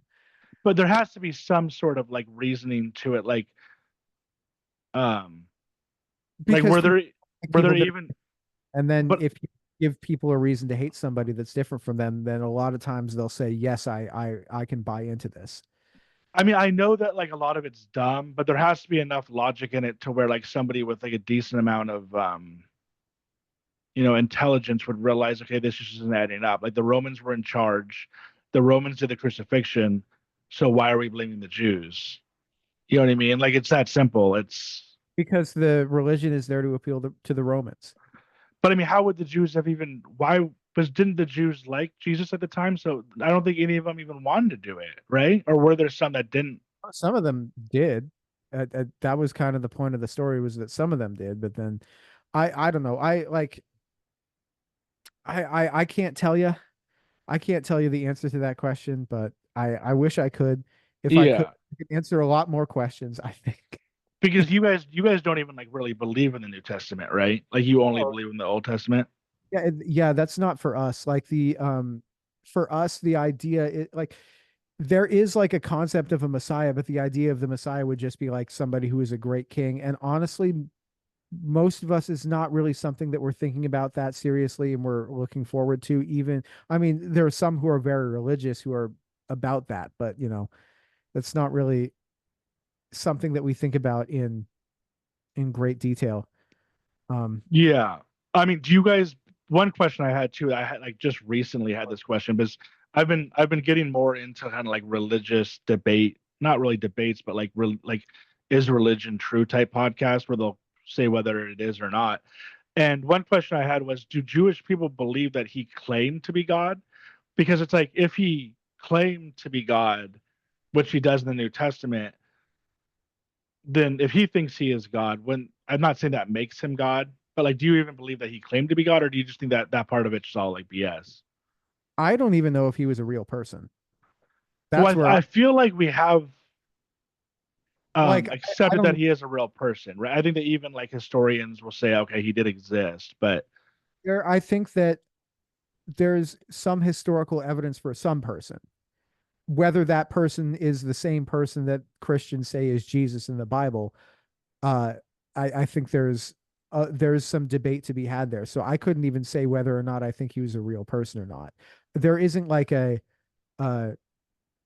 a set belief about this thing. And one thing, if you talk to more and more Jewish people, you'll find out is that there's a lot of stuff that we don't all agree on in with regards to interpretations of certain things.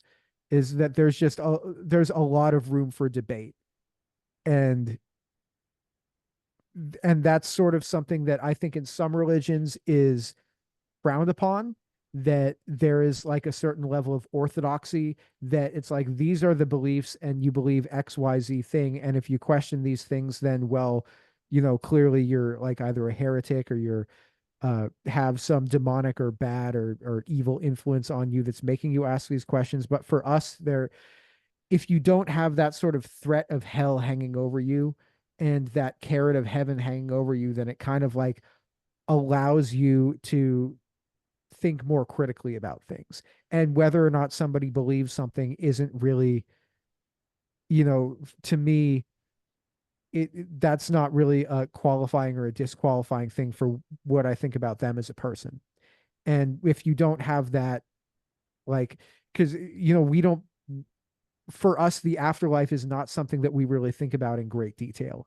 So if you don't have that, like, raising the stakes saying if you fuck up then you're going to hell, or if you don't believe the right thing that you're going to hell and you're going to be tortured for all eternity, you don't need to believe the right thing. You just have to, whatever it is, it is. At So least the that the experience. concept of Jesus, I mean, I think it sounds like most Jewish people do believe. You don't, but most I Jewish don't people, know. you don't I know. couldn't tell you. I haven't seen enough evidence one way or the other to really make up my mind on that specific topic. So But I mean, I would say most Jewish people probably believe he existed because they still call him the Messiah. They don't think that he is the Son of God or raised from the dead, but they do believe he uh, existed, we right? wouldn't say it's the Messiah either. I thought you said earlier that he So was. there is the concept of a Messiah that exists, but that the Messiah is somebody who would be a great king or something, and that's not really something that we're inter. Jewish people don't believe that Jesus is the Messiah. You believe that the Messiah is coming, but he hasn't come yet, right? Some people think that he is. I don't know. I'm not really too concerned about that. They like people think Isn't that that he. like kind of like a core principle of the Jewish faith, though? Is that like the Messiah is coming back? I, It wasn't Jesus, but he is coming back eventually. yeah, I mean, yeah, maybe. Like, but that wasn't there in the at when they first had the covenant. That was the idea of a Messiah wasn't there. That was kind of that came in later, I think. Like Yeah. So, do you even believe in the New Testament at all? Like, do you think there's anything factual to it? there might be. I don't know. May I or mean, may not. It's yeah, just, like I couldn't. I honestly I couldn't tell you. I think that some of the events that are written about in there are probably real historical events that happened, but whether or not the characters that were going through those events were real people, I couldn't tell you. Um, yeah. that's my take on it. So, there's something about, and this could just be because I was raised Christian. Maybe if I was raised Jewish or is Muslim, then it would be, or any religion or any cult, really. But there is something to me about the Bible that even though it may or may not be true, there is something. Um, I don't know even know if I want to use the word special about it, but like there is something that seems to have obviously resonated with a ton of people, and there does seem to be some truth to it. And I was recently listening to. Have you heard of Alex O'Connor by any chance? No, He's one of these like atheists who is now kind of like getting into like kind of like debating people, and he went on Jordan Peterson's podcast. And I don't know how much you know about Jordan Peterson, but Jordan Peterson talks a lot about the Bible, but he doesn't necessarily know if it's like what you just said. He doesn't necessarily know if it's true, but he thinks it's like extremely important to the point where it's like he doesn't even know if it matters if it's true or not. I kind of find Jordan Peterson's viewpoint to be like illogical because it's like, in my opinion, in order to be a Christian, you kind of have to believe in it. If you don't believe in it, it's just some old fictional book, just like Harry Potter or something.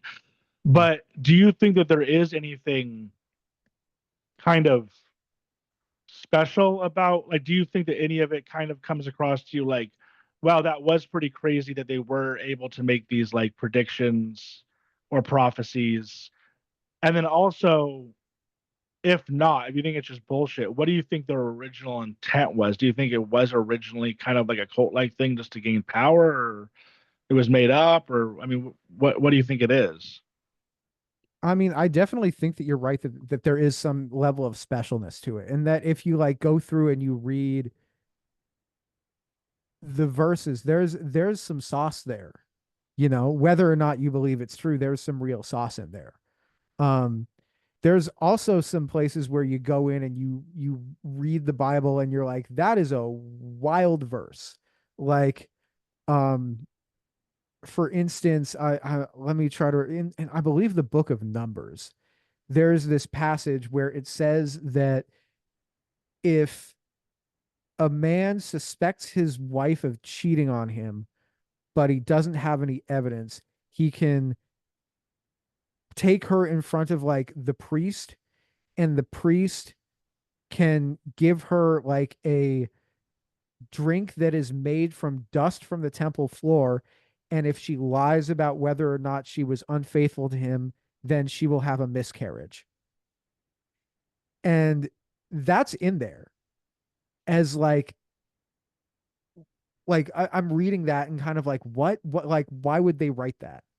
And you have to just wonder why, like, was that commanded by God that somebody wrote that down or not? And I honestly, I don't know. I couldn't tell you. Um, and I think at this point, I don't want to say that there's no point in debating whether or not it's true because I can't. Um, I mean, there's people, and I spend a lot of time studying people who go out and look for definitive proof that the Bible is true. And in fact, there was this one, oh, what was his name? He went to like Egypt and he claimed that he found destroyed chariots at the bottom of the Red Sea, which, he totally didn't. It was totally fabricated, totally made up. But he claimed that he did. And there are people who go out of their way to try to prove that these things are true. And I think that going out of your way to try to prove that these things are true and kind of making up pseudoscience, like there's an entire cottage industry of pseudoscience of people who are doing this. I think that that kind of defeats the purpose. And they've kind of missed the point. So I don't know. As far as Jordan Peterson goes, isn't he the guy that was eating only beef and salt for a Yeah, while? it seems like that's what people like kind of seem to know him for. But That's what I know him for. Is I he's the philosophy guy, and he would eat beef and salt. I don't think I could live on only beef. I think I would need more like vitamins, I think, but yeah, whatever. he's an interesting guy, and he would probably be somebody that you would be interested in because you're into conspiracy theories and cults. And I wouldn't even say he's necessarily like a full on like conspiracy theory guy, but He he flirts definitely with it. has what? He flirts with Yeah, it. he Yeah. definitely has some like interesting kind of like theories. And so many people have asked him, like, do you believe that Jesus really resurrected or was really resurrected, or do you believe in this or that in the Bible?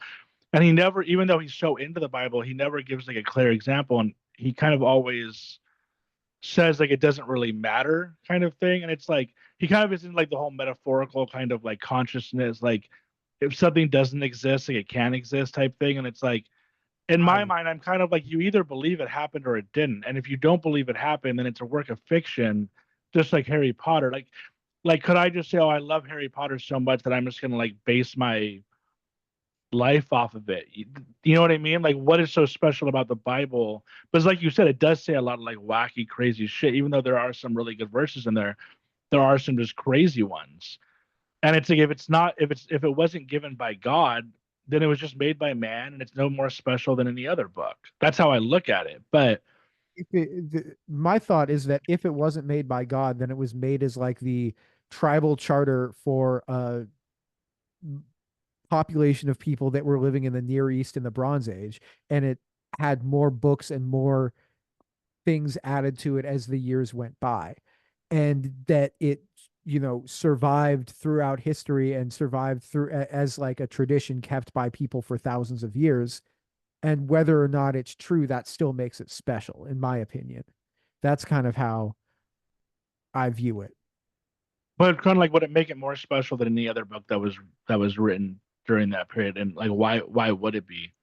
Well, I mean, if you look at other things that were written for, I don't want to say from around that period, but like if you look at like, I don't know, like the Iliad and the Odyssey, those are, I mean, the Odyssey be, became like a monomyth status that, like, if you look at the Odyssey, the hero cycle story that came from the Odyssey has repeated throughout storytelling for generations and generations. Like, you can point it to it for like Star Wars, you can point to that for like The Lion King, and you can point to that for like Avengers movies, and like here, every movie has this same sort of story narrative arc that originated from Homer's Odyssey. So you can go back and you can look at stories like that that have survived throughout time. And by the way, the Odyssey is another amazing story because it was like told, like recited orally, not written down for generations and generations before it was written down,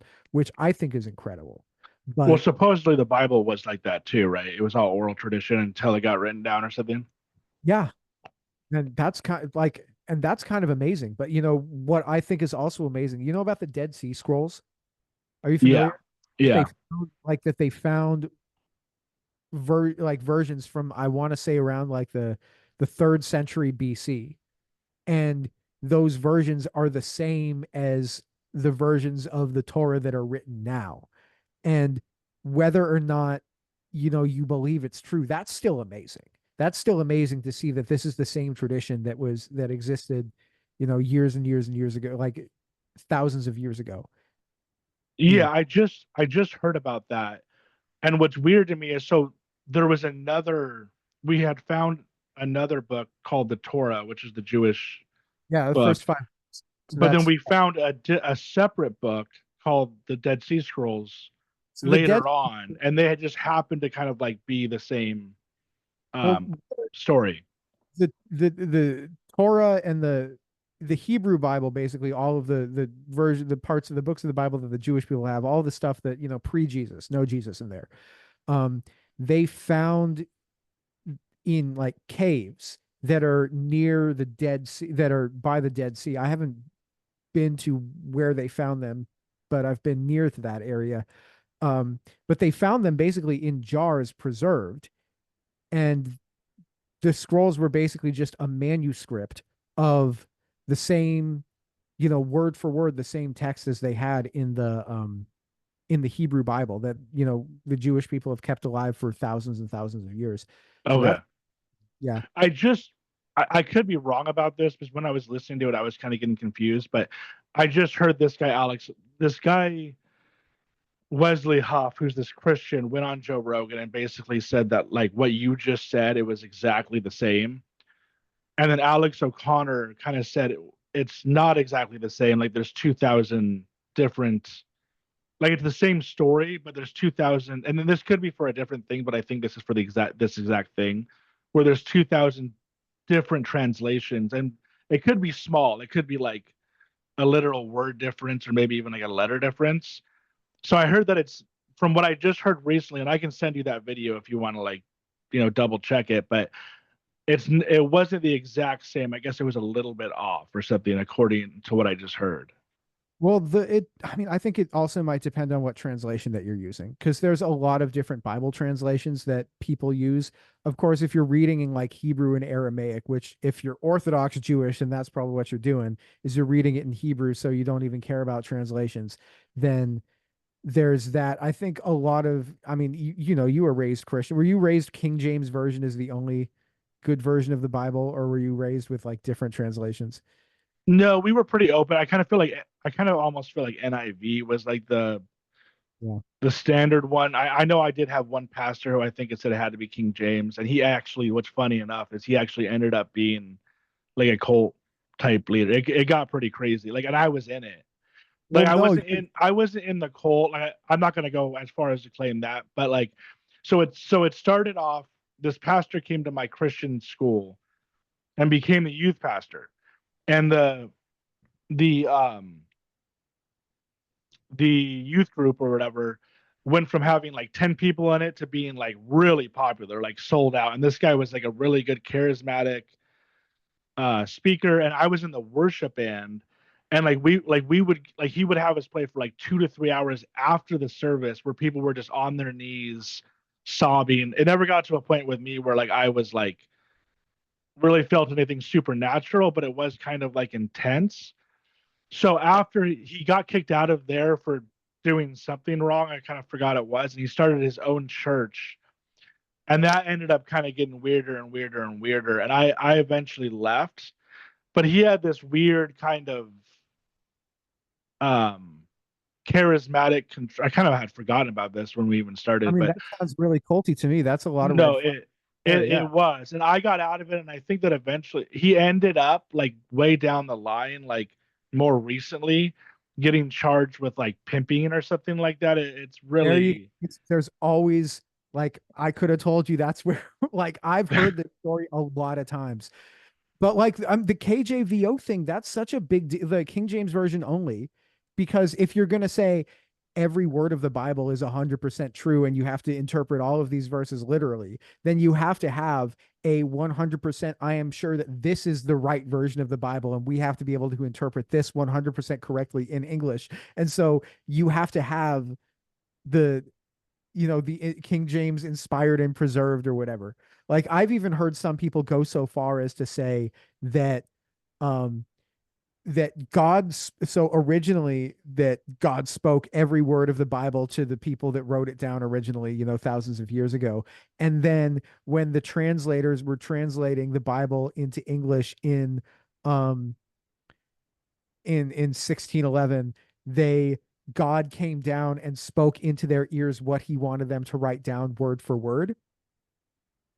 I've heard people say that When they were translating the when they were Bible, that God so that literally. they would know. Yeah, so God came down into their ears and said, write down this word instead of this word. And so you'll even get to the point where people will go back and look at like the Hebrew translations and try to correct the Hebrew or what they think the correct Hebrew translation is to what the King James says. So like I know some like Christian fundamentalists who believe that the Bible existed in English in like its full text before God created the universe. So because in the beginning it was the word and the word, and the only correct way to read the Bible is the King James version of the Bible in English because God inspired and re-inspired those. Yeah, it's insane. That is a Yeah, that is a legitimate theological belief that some people have though. like it's basically like not only is the original correct, but then the translated version is also not only correct, but like inspired by God, essentially, right? Like they're, even though they could be different, a little bit different, they're both inspired by God. Is that basically what you're saying? Yeah, but the King James in English is more correct. And that has to do More with more correct. yeah, is more correct than Because God like decided to either change it or he had it from the beginning and they got it wrong the first time and they had to like recorrect it or something. or because God decided that it was the most important that the people who were going to be reading it in English had the most correct version. Wow. Because Yeah. America or England or something is going to be involved in when Jesus comes back in the end times and all that. So the people who are living in America in the 21st century need the most correct version of the Bible. So the versions that were in Greek and Hebrew and Aramaic were based originally off of that one, but the English version is the most correct version. Yeah. So like the white Americans need the perfect version and But we did because everybody else we just didn't have interpret it. it because the end times are coming and that's the most important thing to happen. Yeah, and it's like the And end that's time. coming soon. That's why California's on fire. Yeah, and like the end times, of course, are always have probably always been coming. Like everybody's always been waiting for the end times to come, right? Well, it wasn't really a big deal that people thought, oh, we are living in the end times now until the 1800s. There was this guy, I Why believe his is name, that, do you think? Why is that more of a newer I'll tell you, belief? what was it William Miller? I think his name was William Miller. Let me look it up. Uh, yeah, this guy, William Miller, in the early 1800s, he was he had a lot of friends who were deists, which I don't know if you know about deism. Deism is kind of like an almost agnostic form of Christianity. Like Thomas Jefferson and Benjamin Franklin, a lot of them were, Benjamin Franklin was a Quaker, but Thomas Jefferson was a deist. I believe George Washington was a deist. A lot of the founding fathers were deists. It was very popular kind of theological movement in the early days of the United States. And this guy, William Miller, I believe he was a Baptist and he had friends who were deists and he thought they were dumb. So what he did was he went in and got the Bible and said, I'm going to read every line of the Bible and interpret it.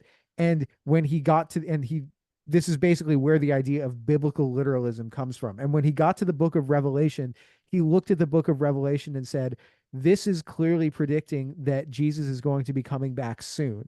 And he predicted that Jesus would come back in like the 1840, I think it was originally 1840 or 18, it was either 1840 or 1844. He predicted that Jesus would come back then, and it didn't happen. And this was a historical event known as the Great Disappointment. But then basically off of this, the theological movement of Adventism came. And Adventism is where we got the Seventh Day Adventists, and a lot of the Christian fundamentalists that are around now basically come from that. This is also tied in with the Pentecostal movement in some ways because there's a lot of beliefs about the end times coming in that religious movement.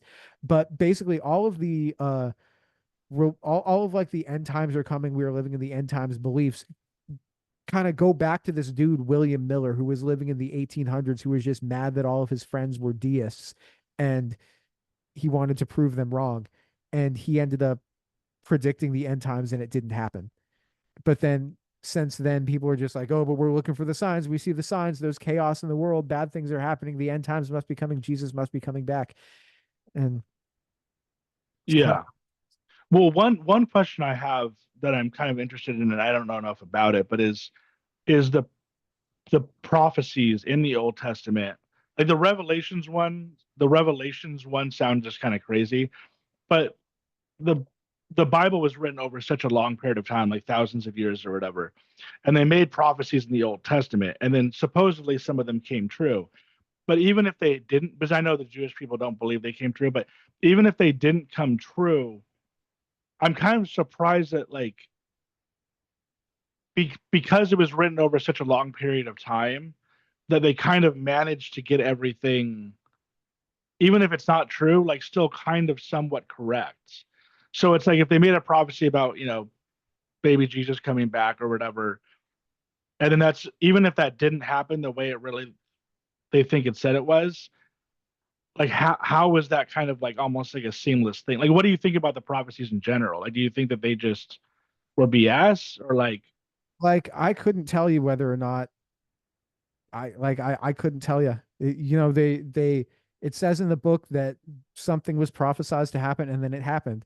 So whether or not you believe that that's historically accurate, or whether or not you believe that that prophecy was something that was made and that the account that was written down was like, I couldn't tell you. I don't know.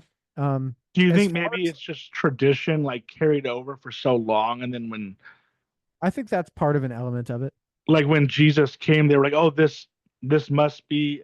I don't really know how it happened the way that it did. You know what I mean? Yeah, Like I don't know. I with with the Jesus stuff, there's a lot of massaging that you have to do to the Jesus story to make it fit in with any of the prophecies, and that's kind of what a lot of the books of the New Testament are doing, is trying to prove no, this prophecy does work. Well, even though it says that he's going to bring back the sacrifice, well, he is the sacrifice, and so you have to kind of massage the details to make that, you know what I'm saying? You have to kind of massage the details to make them fit around him. I understand that you have to yeah, I understand that, but it's like why did they even pick Jesus? Like how did they, you know what I mean? Like I couldn't tell you. yeah. And Tell you. nobody really can, right? Yeah, I mean, no one around today was around then, which is also part of the prophecy, is that I believe that they said that this generation will not pass until uh, pass before Jesus comes back. So So everyone who had written the original one had to die by the time Jesus came back. The no, the Old Testament. that he would come back during their lifespan. Oh, he would. Yeah, In that the was Old Test I in the believe. Old Oh, in Testament. the New Testament, in like Revelation, they said that for Jesus to come back, that uh that nobody that this that people that not everybody who was alive then would die before Jesus came back. Came back from the dead or was just born? Came back again. So Like he died, he died according to Christians, he died and then he came back and then he went up to heaven and then they said he's coming back again. and he didn't. I mean, depends on who you ask. Some people say that he did. There are beliefs about that saying that the Jesus's return at Pentecost in counts as the second coming. I don't know. So some Um, people believe that he's already come back, but doesn't Revelations also say there's this whole like 7 year period of like where like the Antichrist takes over and all this stuff, and then we all literally. get brought up to heaven. So wouldn't that have happened? Well, there's also the historicist view of the Book of Revelation, which is that the beast, the Antichrist that was written about, it was like a coded. message that they were talking about the Roman Emperor Nero, who was a person who was alive then, and you would have been punished for writing stuff critical of Nero and calling him evil. So they had to write like a coded message saying that Nero was evil. But then what you said in Revelations, it was talking about Jesus. Wasn't Revelations written after Jesus, or no? Was Revelations written before After Jesus? it was Revelation was written in, I want to say like 90 C or something like that. I don't, or a 70 or 90, I can't remember. 70 Um or 90 BC. So the see, so Revelations was actually written before Jesus was even born. Like kind of Revelation almost. was written after. Revelation is the So last that's what book I'm saying. If it was written after, how would it make a prediction that's of something that happened already? Like Jesus already came and went. You know what I mean? because it's not a it's like an not actually a prediction, it's like an allegorical story. So it's kind of like a prediction that was like made after the fact. So like you're writing about something that already happened, but you're writing about it allegorically and mythologically because you can't say the thing that actually happened, because if you say the thing that actually happened, you'd get in trouble from the government because the government would come and kill you because the Romans were bad and they were like persecuting people. Yeah, That's it gets complicated. I mean, the way that I look at it is like kind of like what I was saying before. Like I either, and maybe this is just because I was raised Christian, but it's like you either you believe that the Bible is written by God, you believe in Jesus, you believe in all that, or I guess if you're Jewish, you don't have to believe in the New Testament, but if you're Christian, or you don't. And if you don't, it's just another book. It may be an amazing book like the Odyssey or whatever, and it could be a book that like in Jordan Peterson's metaphorical mind is it's not a true story, but like it is at the same time because it's happened to a bunch of people. But I look at it as just being another book, just like Harry Potter or Game of Thrones or whatever. Yeah, it may be a good book, especially that it was written so long ago, but there really is nothing special to it. Or you believe that it is written by God, literally like, God spoke to the people. You see what I'm saying? Like I don't really think there's like a middle ground where like I don't really believe in terms of being supernatural or anything. Um, I think that one of the ways that um I think like and this is something maybe I've encountered with a lot of Christians, is that Christianity is attractive because they do say we have all the answers, and they don't leave room for like doubt or ambiguity, because any question that you have, well, you can find the answer to it in the Bible, and any question that you might have, there is like a legitimate answer to your question that is state approved, or that is like doctrinally or church approved, doctrinally approved. But then I think that in between that, there's like room for saying, well, I don't know, I don't have all the answers. And that's one of the things that people who are deconstructing from cults, other religious groups, have to have to like maybe get more comfortable with, and that's part of deconstructing. It is getting dark here. It is. yeah. Do you want to wrap up soon? Yeah, we can wrap up soon. Okay. So the one last question I'll ask is on this is oh yeah, I noticed it's like I can like literally like see it like getting darker. I just came in here. I'm going to turn my brightness up so you can see me better. Um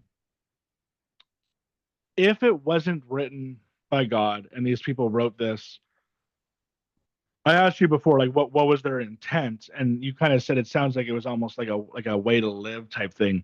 But if they Try. actually said in the Bible that it was written by God, and they said in the New Testament that Jesus did rise from the dead, then I kind of feel like they knowingly were kind of lying, and I almost feel like that might turn it into like a cult because if you say something that's false and you want people to believe it as truth, and you're going to go to heaven if you believe it and all that, it almost kind of comes off to me as being kind of like a sham. Would you agree with that or no? Not necessarily. I think that believing something that's not true doesn't make you a cult. I think that maybe if you knowingly If you say wrote that something God that is was talking wrong, to you, that's a shady thing to do, but that doesn't necessarily make you that's, I mean, it's shady, but I don't think that that is necessarily culty. I think there have been plenty of times when people have started hoaxes, and maybe the hoaxes have gotten out of control, and that could either turn into something culty, or that could just be like, this hoax got out of control, whatever. yeah.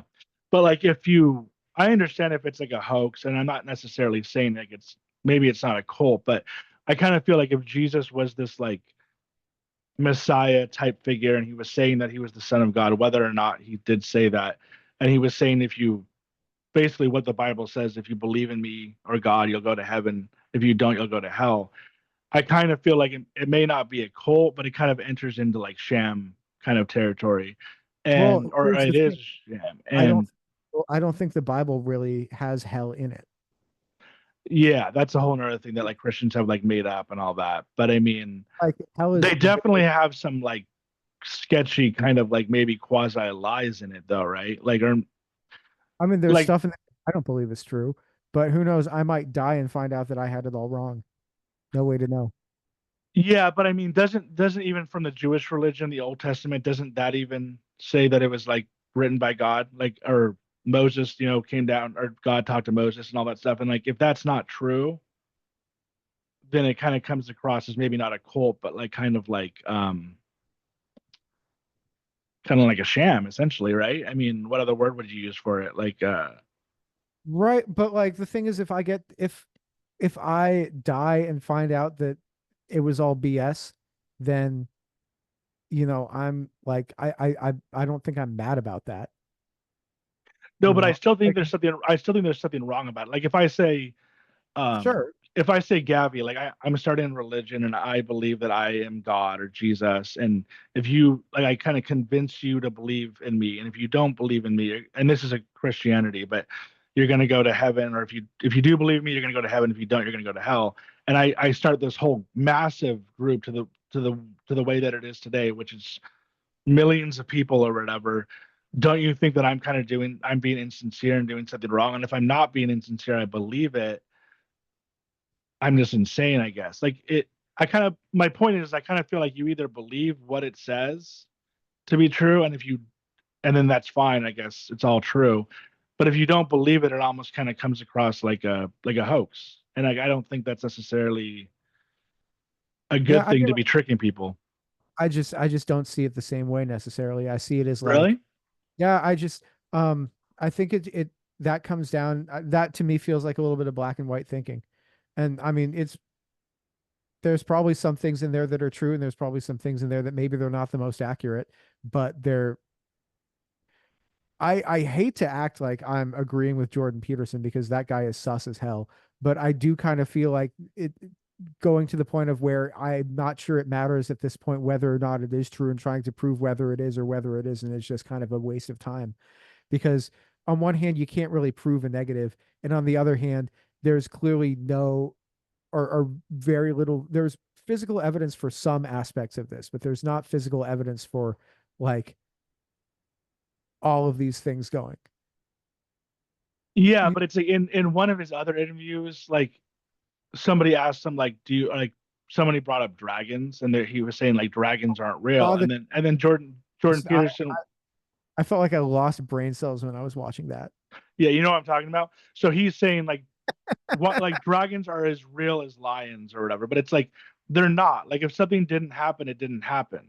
So if Jesus like didn't wasn't raised from the dead, and they said he was, I kind of feel like it's problematic. I don't feel like you can look at it as being like, oh well, it doesn't really matter if it happened or not. It's like no, the central point to the whole story is that it did. Like I don't like Game of Thrones isn't trying to like trick people into thinking that this whole story is true. Like it comes down to honesty. Like if Jesus said he was the son of God and it wasn't, he's a liar basically. And if the Game of Thrones writer said that all this really happened, he's either crazy or he's a liar, right? I mean, you don't believe that? Like you think there's some sort of middle ground to where like truth can be like the same as fiction basically, or like you know what I I mean, mean? that would be getting into hyper reality territory. But for me, I think it was just so long ago that I couldn't I would have had to be there I think I would have to be there and see what was really going on to pass judgment on it. That's sort of where I Well, am. it's not really well, maybe I'm just coming from the Christian perspective, which is basically kind of like you either believe it or you don't. And if you don't, then but it's like Right. I Religious, like being Jewish, it's something you're born into, and whether or not you believe it's true or not, you're still Jewish, whether or not you believe it or not. You can just, and so, and believing is not as much of a point for us. Believing isn't a thing that either gets you into heaven or not doing that gets you sent to hell. So there's no stakes really for us. And so for me, this conversation just becomes entirely like esoteric and hypothetical. So it's not really something that I've devoted a lot of mental energy to. But I understand No, where if you were let's just say that hypothetically I came to you and I said, Gavi, I believe that I'm the son of God, and then I die or whatever, and then I come back to life, and I say, hey, I'm the son of God, I died and I came back to life. But this was all some sort of like, it didn't really happen. Like it's not true. It's even from like a non-Christian perspective, it's just I fooled you basically. Like I didn't die or I didn't come back to life like somebody who looked just like me did.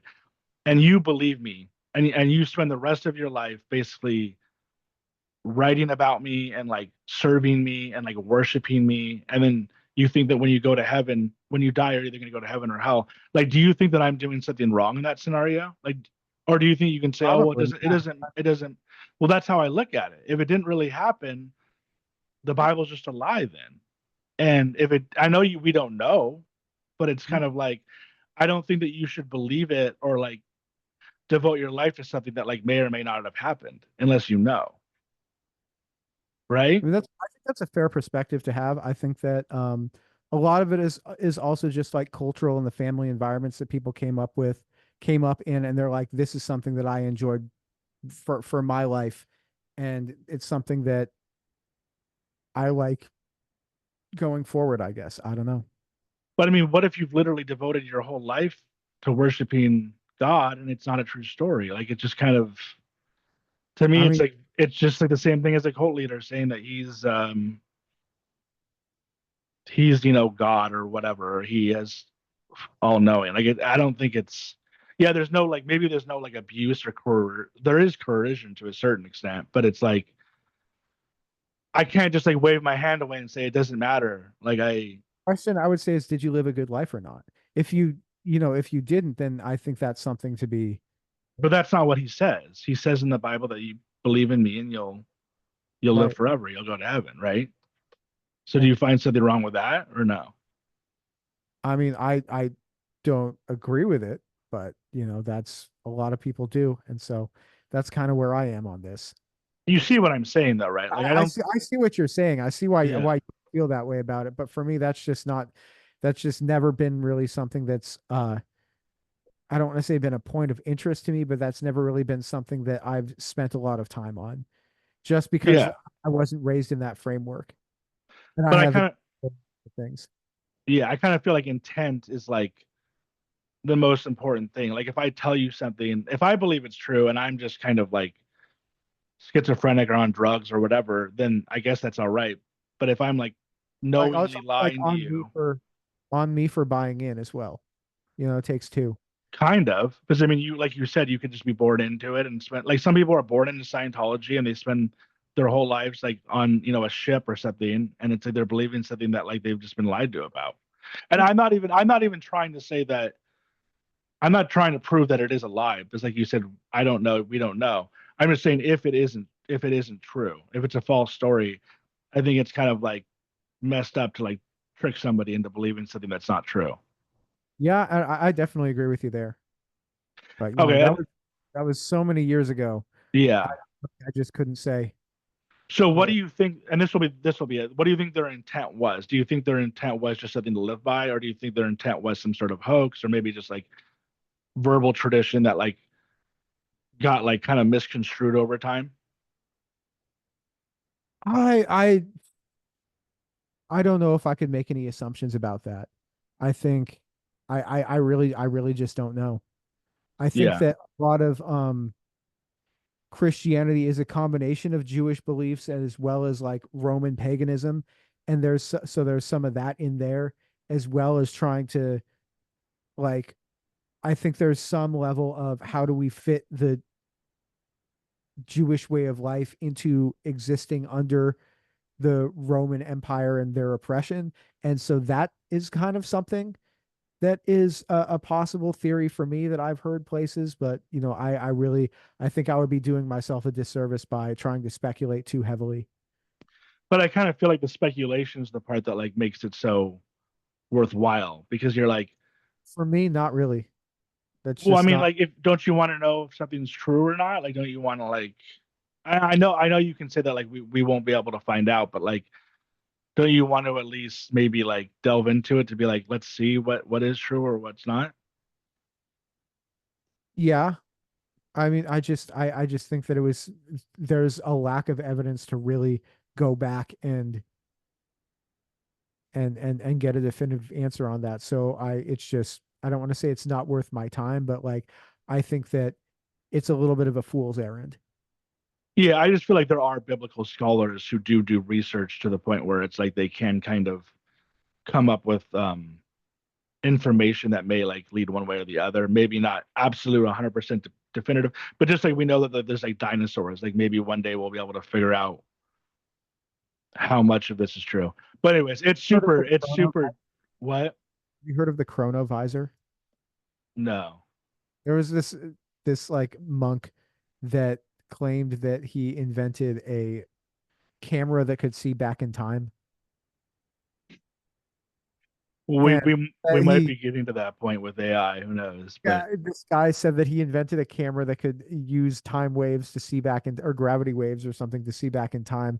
And he's like, see, I used this to prove that Jesus actually died. Uh, so until we invent the chronovisor, that is, I'm gonna just have to leave it up to speculation and refuse to make a definitive answer one way or the other on these things. yeah, I have a hard time doing that. But Valid, I like respect it. what?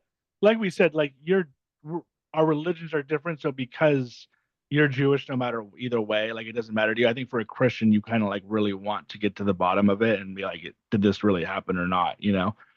Um, it's so dark in there. I can barely see you. So I don't know if you have a light or if not, we can just wrap it up either way. Wrap up soon. That's I think my fiance is cooking something downstairs, so I Oh, gotta no problem. I just um have like I always end with, are there any podcasts, music, movies, or anything you're into, and then also your podcast, like plug whatever you want to plug that you're into or your own podcast. yeah, so the what I've been watching lately is The Real Housewives of Salt Lake City. Are you a fan? No, but it sounds interesting. I don't know. I like some bad reality TV, but that's what I've been watching lately. Um, Are but they if all you more are they all Mormons? some of them are, yeah. Yeah. It's pretty fun. Uh but you want to look up Leaving Eden podcast. We have like 200 something episodes. Whatever topic you want to hear about is a topic that we have an episode about. So we've been doing it for like almost 5 years. Me and my friend Sadie, she was raised as an independent fundamental Baptist, like a Christian fundamentalist. So, and we talk about her upbringing. We also talk about other cults and stuff. It's a good time. And so, Awesome. I'll check it out. I don't know if you left that on your post, but I don't think that I saw it if you did. So I'll definitely check that out. yeah, go check that out. Thanks for Is it on the post? possibly. Okay, it doesn't matter. All right. I'll send it to Thanks you. for coming on. Thanks. It was I definitely appreciate you having me on. It's been a good chat. for sure. Yeah. I want to ask you something real quick after too, so if you could not leave, but No thanks for worries. listening, guys. Okay, bye. Peace.